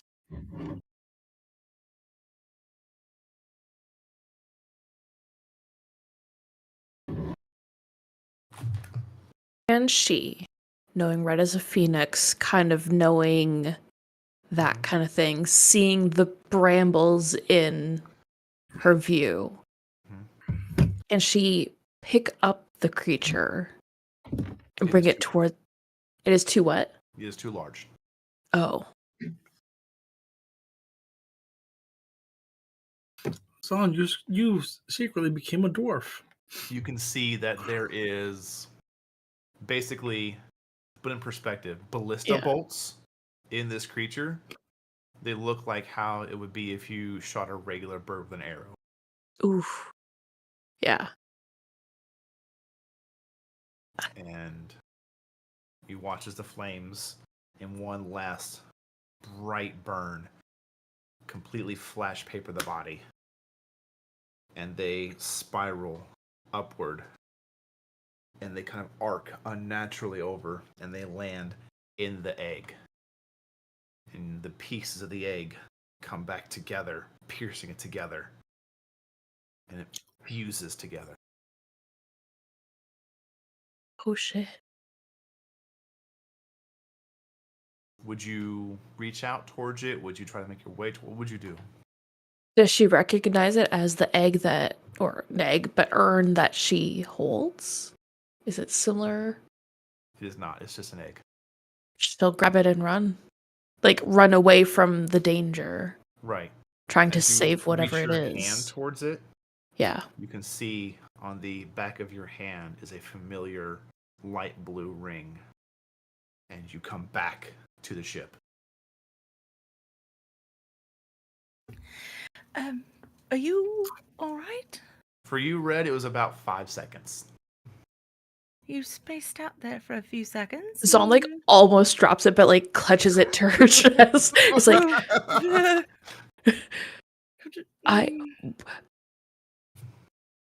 How is that supposed to be comforting? It was comforting for Eva. I tried. Drac on the other side by the helm just tilts his head a little bit as he watches it too. Like, huh? Because it's not that far away. It's like 50 feet. She'll like slowly hand over the urn back. Like, I appreciate you trying to comfort me, but that was a very scary vision. What did you see? I was in war. It was a ruined battlefield, and it was just chaos. And I don't know if did she notice if the clouds were above or below? I would say you did not get that sense. The sense you did get is that if you were on an island, it was hefty. Yeah. Because you didn't see any semblance of a cloud. Edge of land. Yeah. It was weird. Like, it was a massive, massive island, if it was even an island. And I was fighting. There was some sort of weird creature coming at me, and I sliced him down, and then I think I saw a phoenix, and it looked like it was dying, so I went over to it, try and help it, and some weird giant bramble kind of thing coming towards us, and I thought I could help it, and then it just kind of like merged together and then went up, and it went into an egg. And then I reached for it, and then I realized the symbol that I have was on the hand. It was very weird. That I don't had any ancestors with it on their hand. I mean, typically it's always been over the heart or on the forehead. I don't know of any ancestors like that. We can always ask when we get home. Right. And I don't know. It was supposed to be comforting. It was comforting to Eva when she was upset. I think it was before you joined us, but I appreciate you trying. I know we haven't been the closest. Right. But she's gonna kind of like lean in a little bit and just glance over her shoulder at Drackix and like lower her voice to where Drackix cannot hear. He's too far. No, he's not listening. Like, he's not listening. Anyway, she's gonna make sure he can't fucking hear. Yes. Don't tell anyone, but I did sort of miss you while you were gone. I didn't really care for the new people. I don't know. They were nice enough, I suppose, but they didn't have my charm.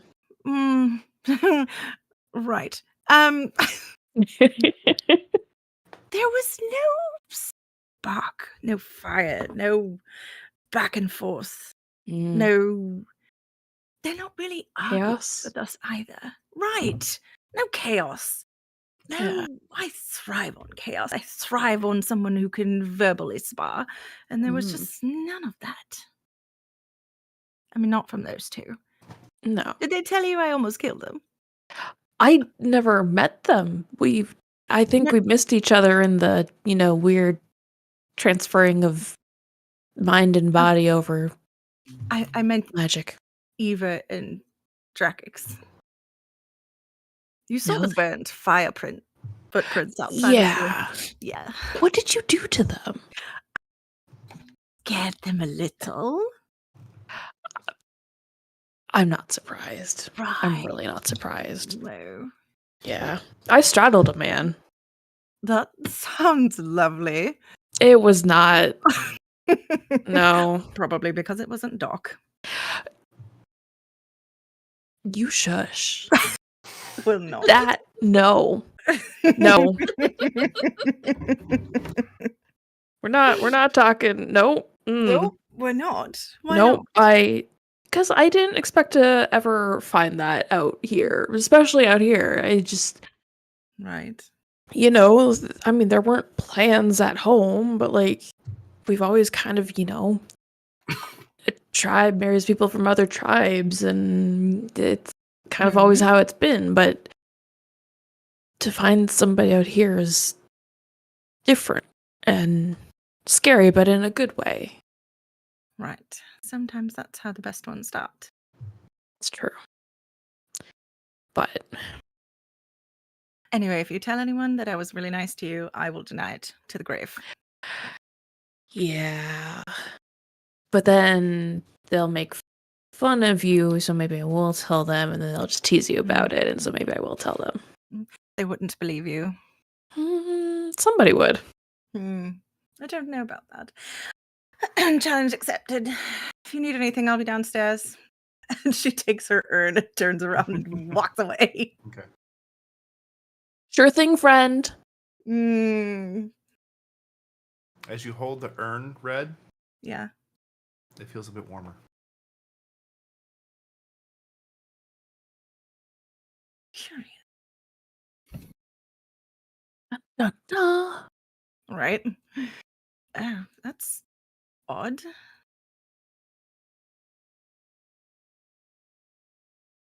Does she notice anything else different about it? Nope. Okay.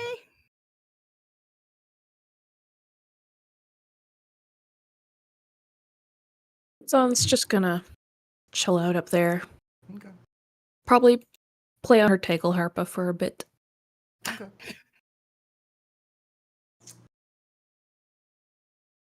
Good thing you're doing that without Red there. It's a small ship, hun.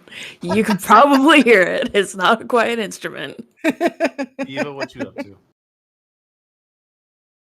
to? Well, since my babysitters have left, keeping an eye on the child, I will drag her with me to I was going to say, Jack probably would have dragged her along. Trying to You're give gonna her take some the more child lessons. with you? Yeah. Okay. But Doc's with you as well, so. Yeah. She would just finish eating. She's not really concerned about, particular lessons or anything. She figures she'll just get it over time. So she went back to the room that Red claimed for them, essentially. And she would have taken the time to change into some more appropriate attire that she had actually kept on. And when she goes back to the kitchen, if Doc is still there, not taking that away from you. At this time, Doc has moved on, so you are alone in the kitchen. Okay, that's fine. Doc would move on to go to work. Eva comes back up to the top deck then, because she assumes that she can take watch. She doesn't need to sleep. She has the perception to be able to take the watch, so she can do this as long as need be. And she comes back on top deck. The outer layers that she normally wears have come off. The purple is gone, for the most part.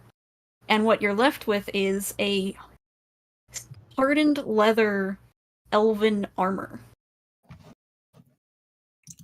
that she has basically form-fitted with her cloak of elvenkind over the top. All right. And then she will just quickly climb up the mast and take the spot in the crow's nest that she was in before. Okay.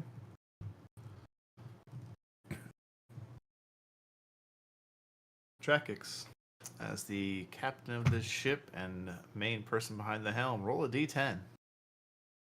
Yay!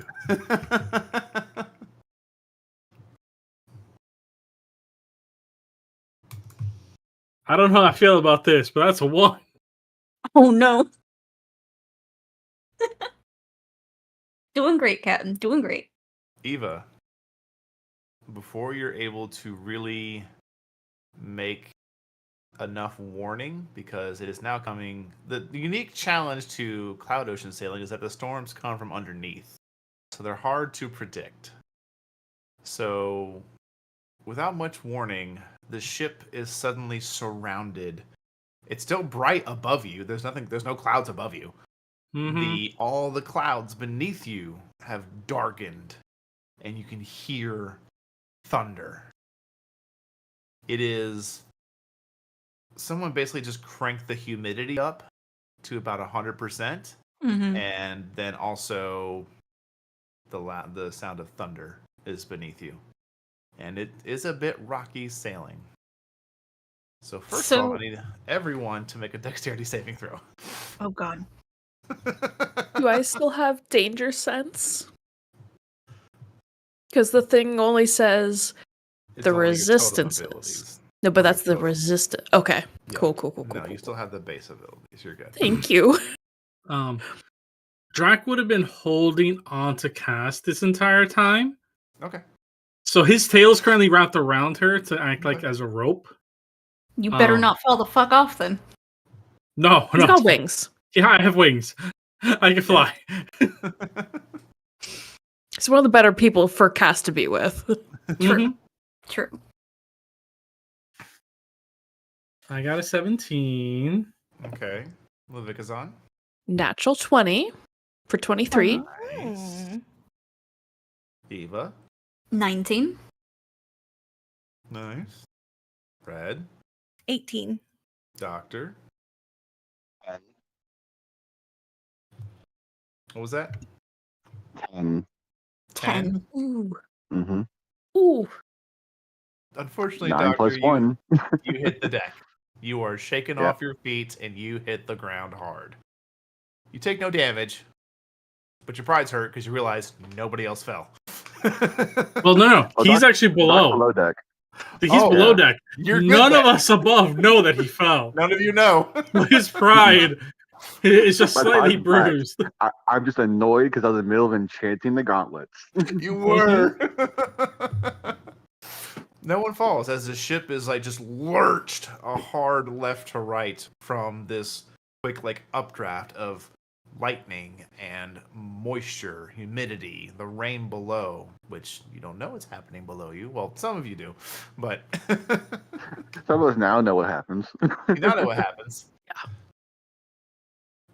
But that's about the extent of the day. I would say with that, you go ahead and make a navigation check, Drakkix. Which would be what exactly?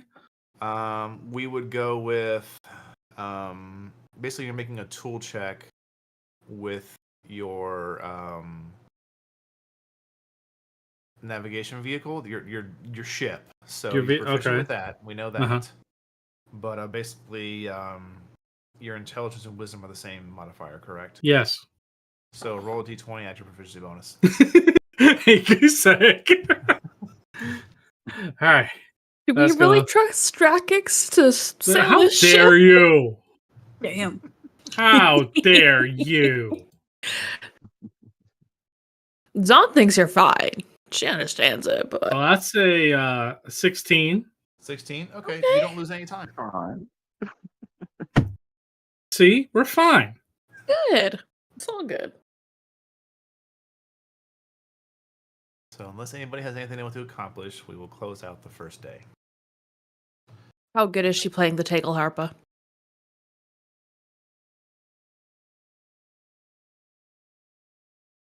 I'd say you're probably pretty good, because that's about the one thing you can focus on and forget everything else.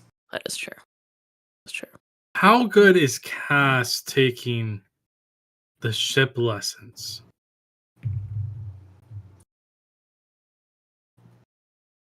She's doing about as well as you expect a child of her age to do. Okay, that's actually a lot better than I thought. Not gonna lie, the player thought she'd just be like, "Okay," and just runs off. So, as we come to the end of the first day, let me tally that real quick. Days traveled. 1. And then on the next page of notes, days traveled already has 1 next to it. 2. Basically, yeah. I'll probably actually just get like a side sticky note for that, or we'll see. But Eva, you are not taking a long rest. You're not taking a sleep. Correct. I get the long rest through light activity, which does include keeping watch. Okay. So as the sun goes down, you all bed down. I'm just going to go in the order you are listed in the voice chat here.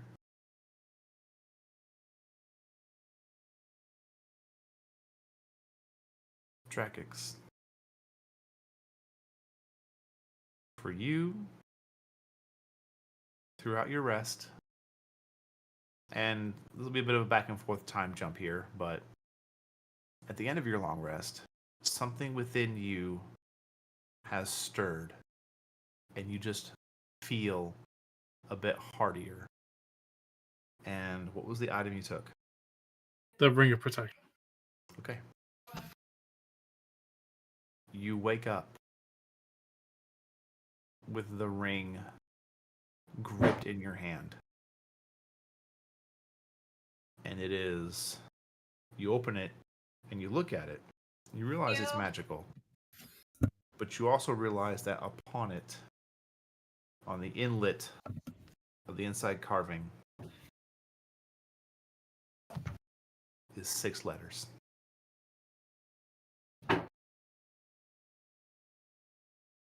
Just says breeze. I would like you to please go into your character sheet and max your HP.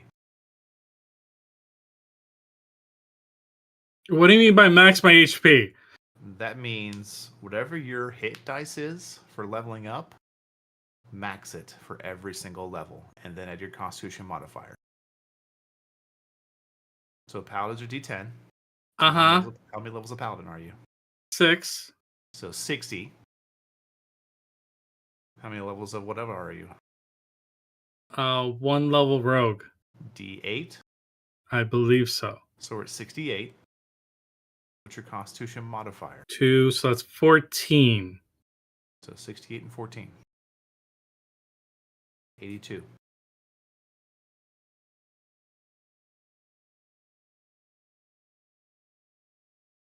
Okay. Sorry, I'm just like, I'm not expecting this. Also, D&D Beyond will tell you what your max if possible is on the HP Yep, section. so it's total possible HP. Yep. Make it that number. Eva. Mm-hmm. As you are taking a watch, I will not punish your watch for this roleplay moment. Just know that's happening. So don't freak out like, oh no, what's happening to my watch? Everything's fine. All good. As darkness settles in, you begin to hear this kind of like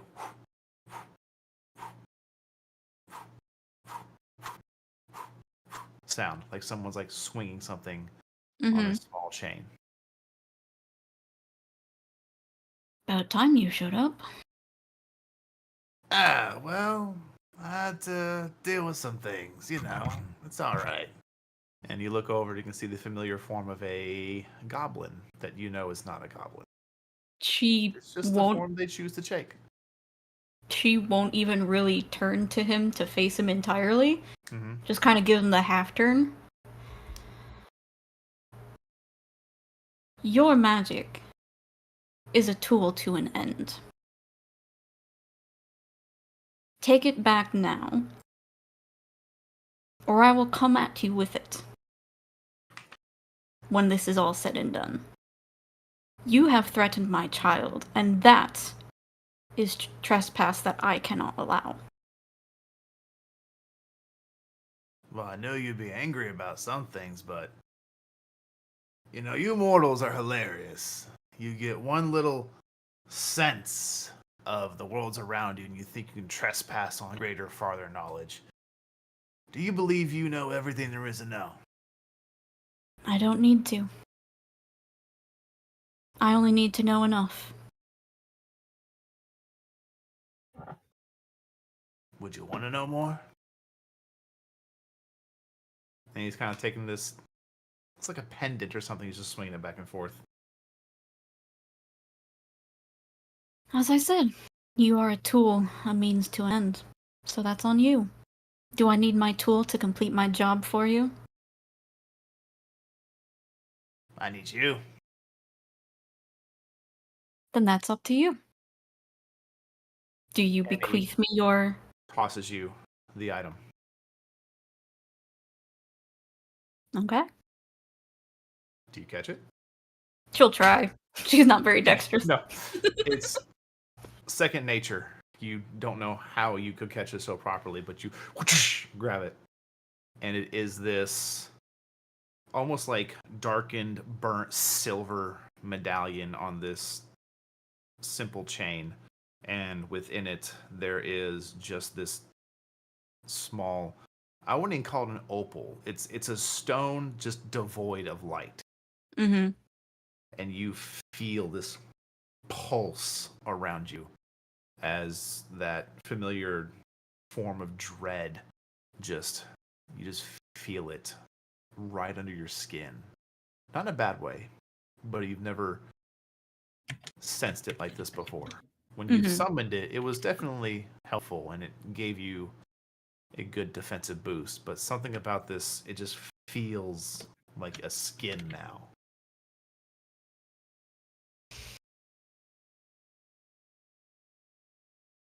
And he kind of like hops up his little goblin form and he's standing on the edge of the crow's nest. He starts to walk around it.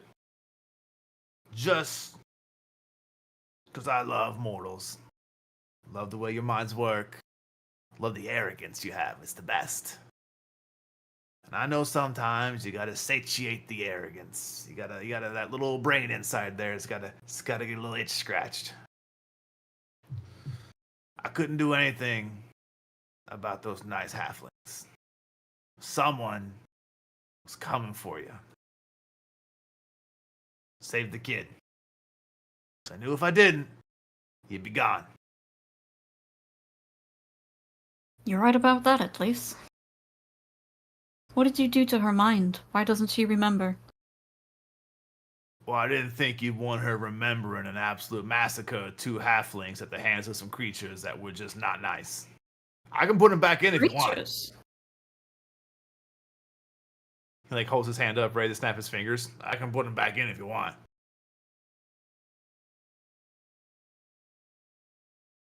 Doesn't matter to me either way, to be honest. You meant creatures. Yeah. Not humans? I mean, they had 2 arms and 2 legs, but I didn't exactly stick around there. It was a quick moment. Fair enough. So, question for you. Since I am no longer welcome in said person's dreamscape, how would you like me to go about this? About that, your little workaround here ain't working for me. I need you at full strength. Which is what exactly? Well, you're cured now. Yes, because I died, which will also... I'm sorry? You can't walk there anymore. At least not the way you used to. Is there another way? There's a little give and take we could do. Could give for one, take on another. What would be taken, per se? Well, take from your daughter and give to you. The curse. You take on her curse.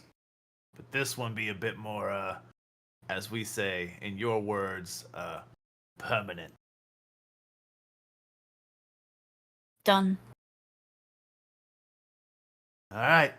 And he just takes his hand, and as he's walking around the crow's nest, he just claps onto your neck. And you feel 2 little pierces through his palm in the side of your neck. Mm-hmm. And there's no physical pain. There's definitely mental pain. As there's just this high intense, like, ringing in both of your ears on a mental level of your mind. And you feel the fangs regrow. You feel gravity will bend to your will when you walk along surfaces, or up them, or down them, even upside down. And a familiar hunger comes upon you. Probably pretty fucking strong. Pretty fucking strong. Roll on the table, please. That was a D100, if I remember. C. Copy that. Drac is the closest. Oh shit! This is gonna be good.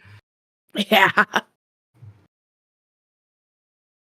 Oh my god. Wow. That is a 9. Okay.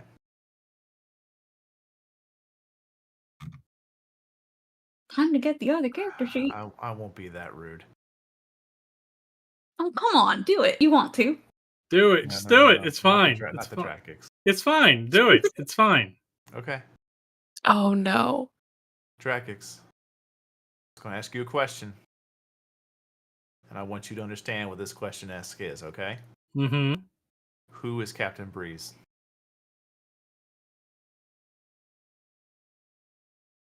Okay. That's all I got to tell you. There is your price. Ouch. Yep. It's okay. It's okay. You see, Miss let Red me remembers just him? let me just remind something for the table. Even though he doesn't remember the name of the person, he will always remember the person, Yeah. their presence. You have... So that's all that matters. So basically how this is working is your mind is going to have to put somebody there Mm-hmm. in his place. But you don't get a name. Yeah. You don't get a face. You don't get a body style. You just get a shadowy figure who raised you, gave you these great trips and memories, and that's it. Mm-hmm. That's fine. He will always remember who it is. Doesn't matter even if there's a gap there. Yeah. There's just a blob. He'll always remember who it is. He will never remember the name going forward, but that's fine. The essence of the man will always be there. That it can never be taken. As soon as it hits you, it is gone, Eva, the hunger. Okay. And you feel something is ripped from an ally. As the creature pulls his hand away, you can see there's 2 little really weird looking fangs coming out of his palm. Alright, that's gonna haunt Right. me for a little while. Well, stay on your path. Which Just one? because you can't go back to an island doesn't mean you can't go back to an island. We'll figure it out. And you awaken, looking out over the darkened cloud ocean. Give me a moment while I try to transfer items. Okay. Livik is on. How dare you make me cry twice in 2 weeks? Anyway, In the proverbial book of people Drac has to kill, it is now pasty-faced vampire hand emo goblin. Levikazon, you Hi. find yourself wandering. Yep. You're at your home. Your Yep. pack is on your back. Mhm. There's a beast of burden. I wouldn't say a horse. I'd say something similar, probably like a goat. Ox. Oh. Or an ox. Yeah, something like Oxen. that. Just like Oxen, true, yeah. a true beast of burden. No, not built for speed by any means. They pull. No. No.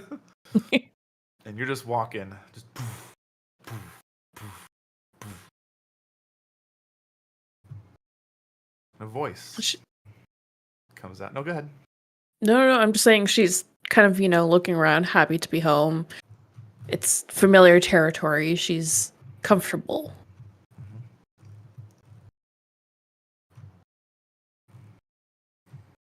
But then she hears a voice. Mm-hmm.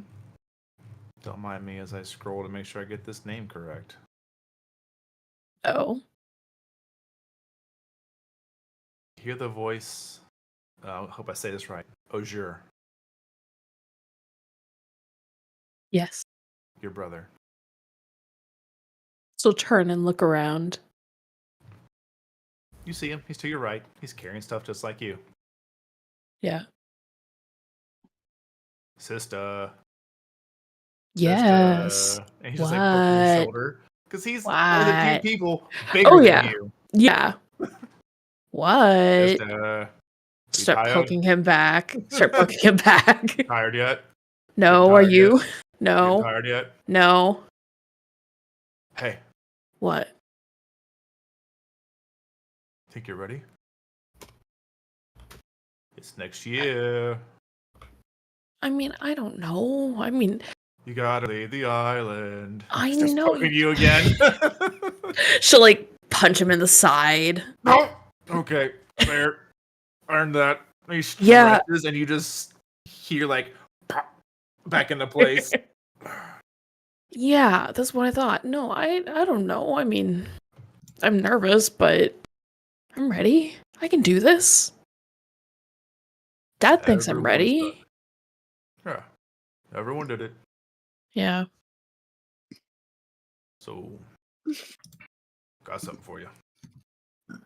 Oh. You never get me anything. It better not be a no.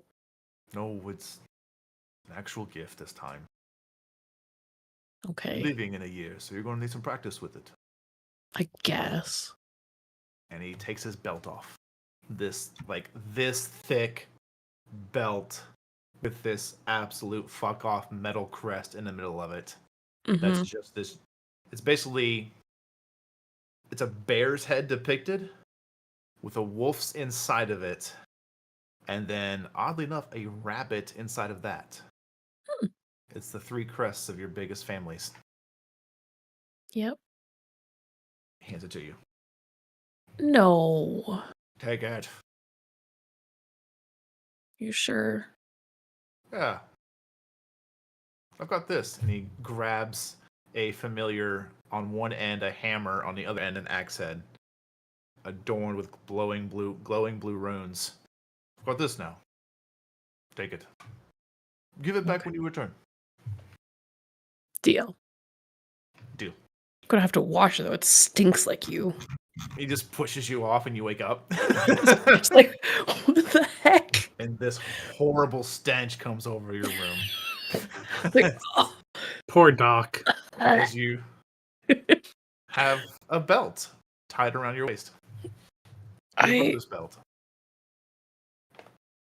Just gonna get teary-eyed a little bit and just curl up into Doc and just not talk about it quite yet. Okay.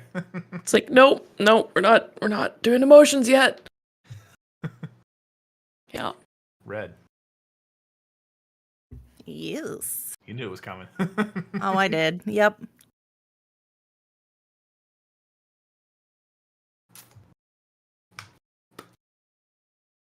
You are not in your current body, but you are in a humanoid form. Mm-hmm. One of the many you've taken over the years. This one, a particular, just plain human-looking female. I would say probably similar hairstyle, different facial structure, probably a bit taller. But you're working in what appears to be like a wizard's shop or an alchemy workshop area. They're surrounded by beakers and books and various just floating arcane items. Your voices all around you, other people working on things. And you are currently in front of you on the desk. It looks to be some kind of a glass, I'd say maybe like that big. This empty glass vial where one end is flat and one end is a little bit of a bulb to it. Not very much. It's a little sleek. You have surrounded it in metal. And you've also given it 2 injection points through the glass. And then you have just finished affixing basically like brace a clasp on it to go around like a wrist or a forearm. Okay. And you go, that's it. And you hear, what's it? And this very posh, stuffed up looking wizard comes over. What do you think you did here? And he kind of like shoves, like shoot, pushes you aside. And he takes your notes and looks over them.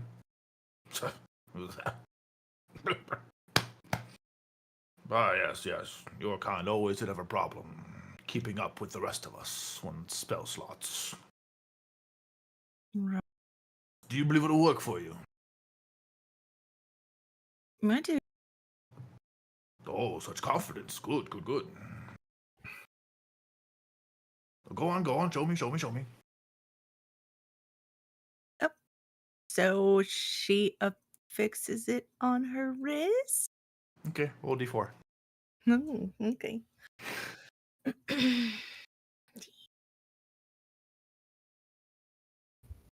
That'd be a 4.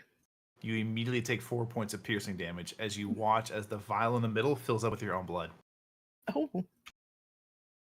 And you feel your sorceress origin, that ability to force magic, do what you want, your meta magic ability, you feel a small portion of it is siphoned off and stored in this little vial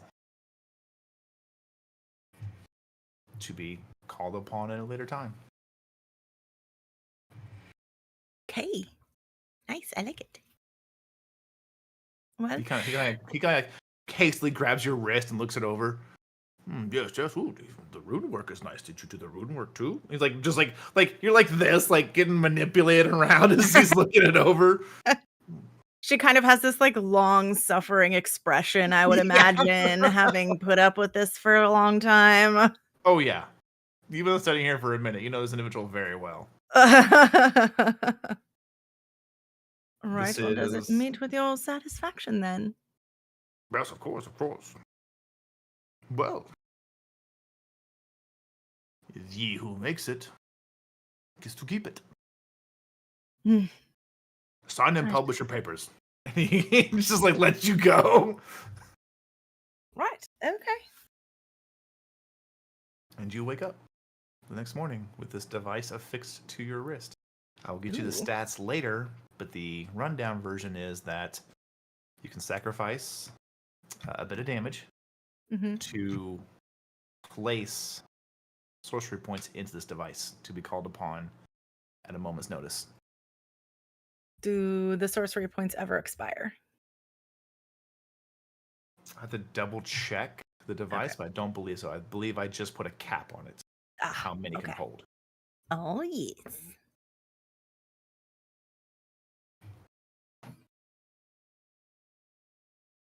Doctor, do me a favor and remind me what item you took. The Arcane Grimoire +2. That's right. You wake up and you find yourself in the study of the arcane library of the school, the Bexrine Academy. Staff section or the normal? Staff section. You would know it immediately.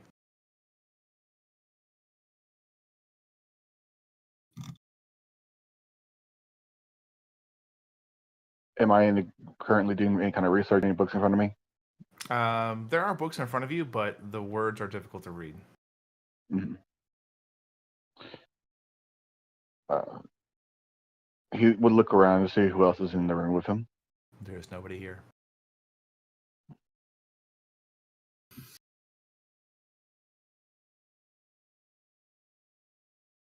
Well, might as well take a look around, see if there's anything else that might be useful for my research.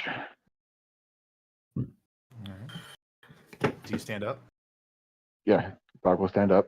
No, you there. Yes. Go over here. Go over.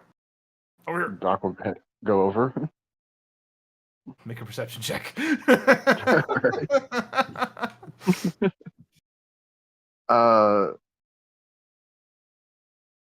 16. You don't see anybody, but you hear a voice. I will Coming from a follow the bookshelf. direction. I'll follow the direction of the book, the sound. You head over to a bookshelf. Just right there, almost third shelf. Third shelf. Okay. And Does you it say start- row? Go left. Go over.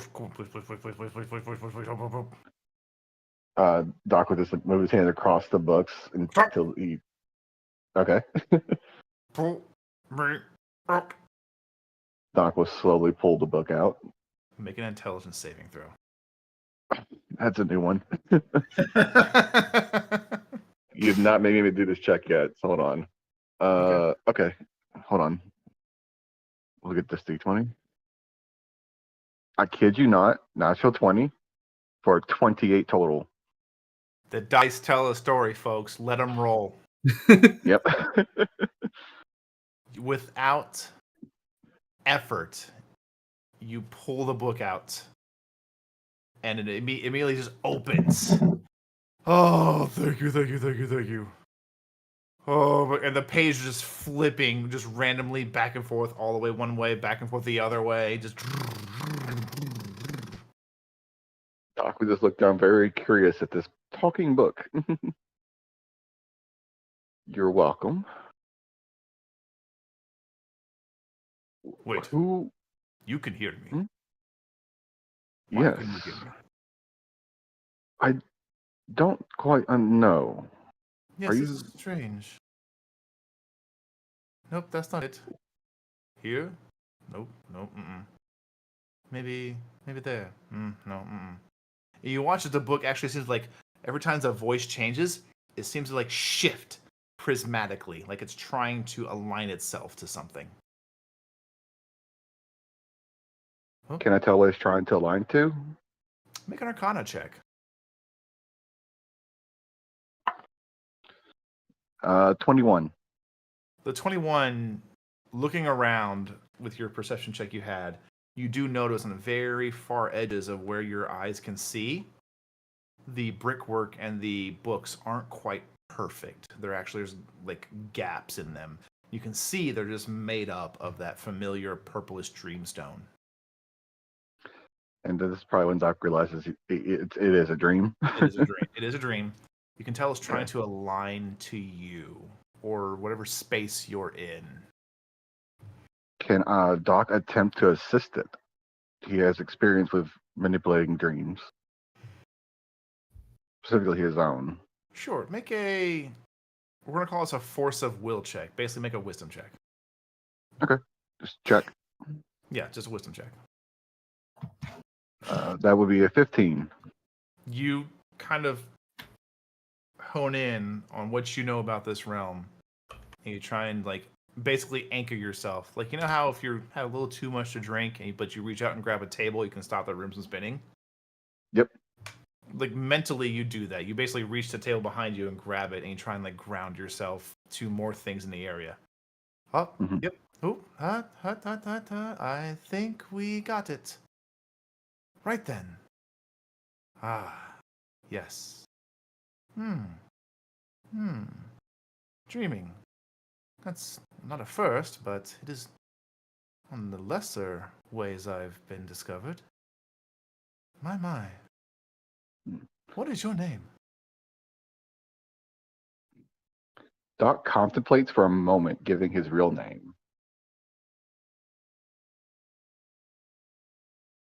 I'm going to roll a check.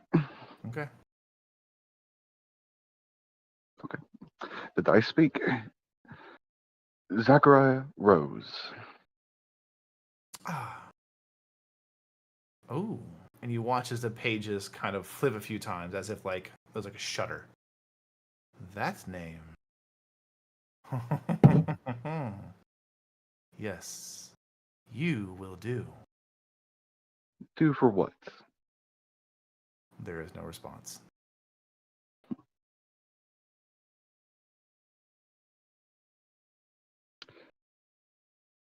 Are there anything on the pages of this book? Nope. But as you go to flip and look through them, you wake up doing that exact same thing, flipping through them. You're awake, turning pages in a book you've never held before in this world. Doc will look around and see that Zon's still asleep. And Zon's asleep, but this unique smell has come over the room. It's like sweat, immediately dirt. precipitation. Thank you. Thank you. Immediate precipitation. And as you will look for the source of the smell. It's a belt you don't recognize. That she's wearing over her sleeping clothes Yes. for some reason now. I will ask her about that in the morning. But he makes sure to precipitation specifically the belt. Got it. Okay. And about what time in the morning would you say it is? Doc has his watch. This would be, let's go with the traditional witching hour. It's about 3 a.m. Ooh. Mhm. Would Oof. Doc pertain any punishment for staying up? You would take a point of exhaustion. Then he would not stay up then. Okay. I was thinking he might try to stay up and examine the book a bit more. Okay. But yeah, he'll go back to sleep and wrap himself around Zon. Okay. As you all have had your own experiences, new things brought to your persons, as you wake in the morning, you all have a familiar feeling somewhere deep within your chest, somewhere in your core, a renewed purpose, a task at hand, a path to be walked. You each feel a little more steeled of mind and body, as moving forward, we will no longer be rolling dice for your hit points. I need everyone to set them to max. Fuck yeah. Let me see. I figured I'd work that into your level ups along with your new items. Hey B.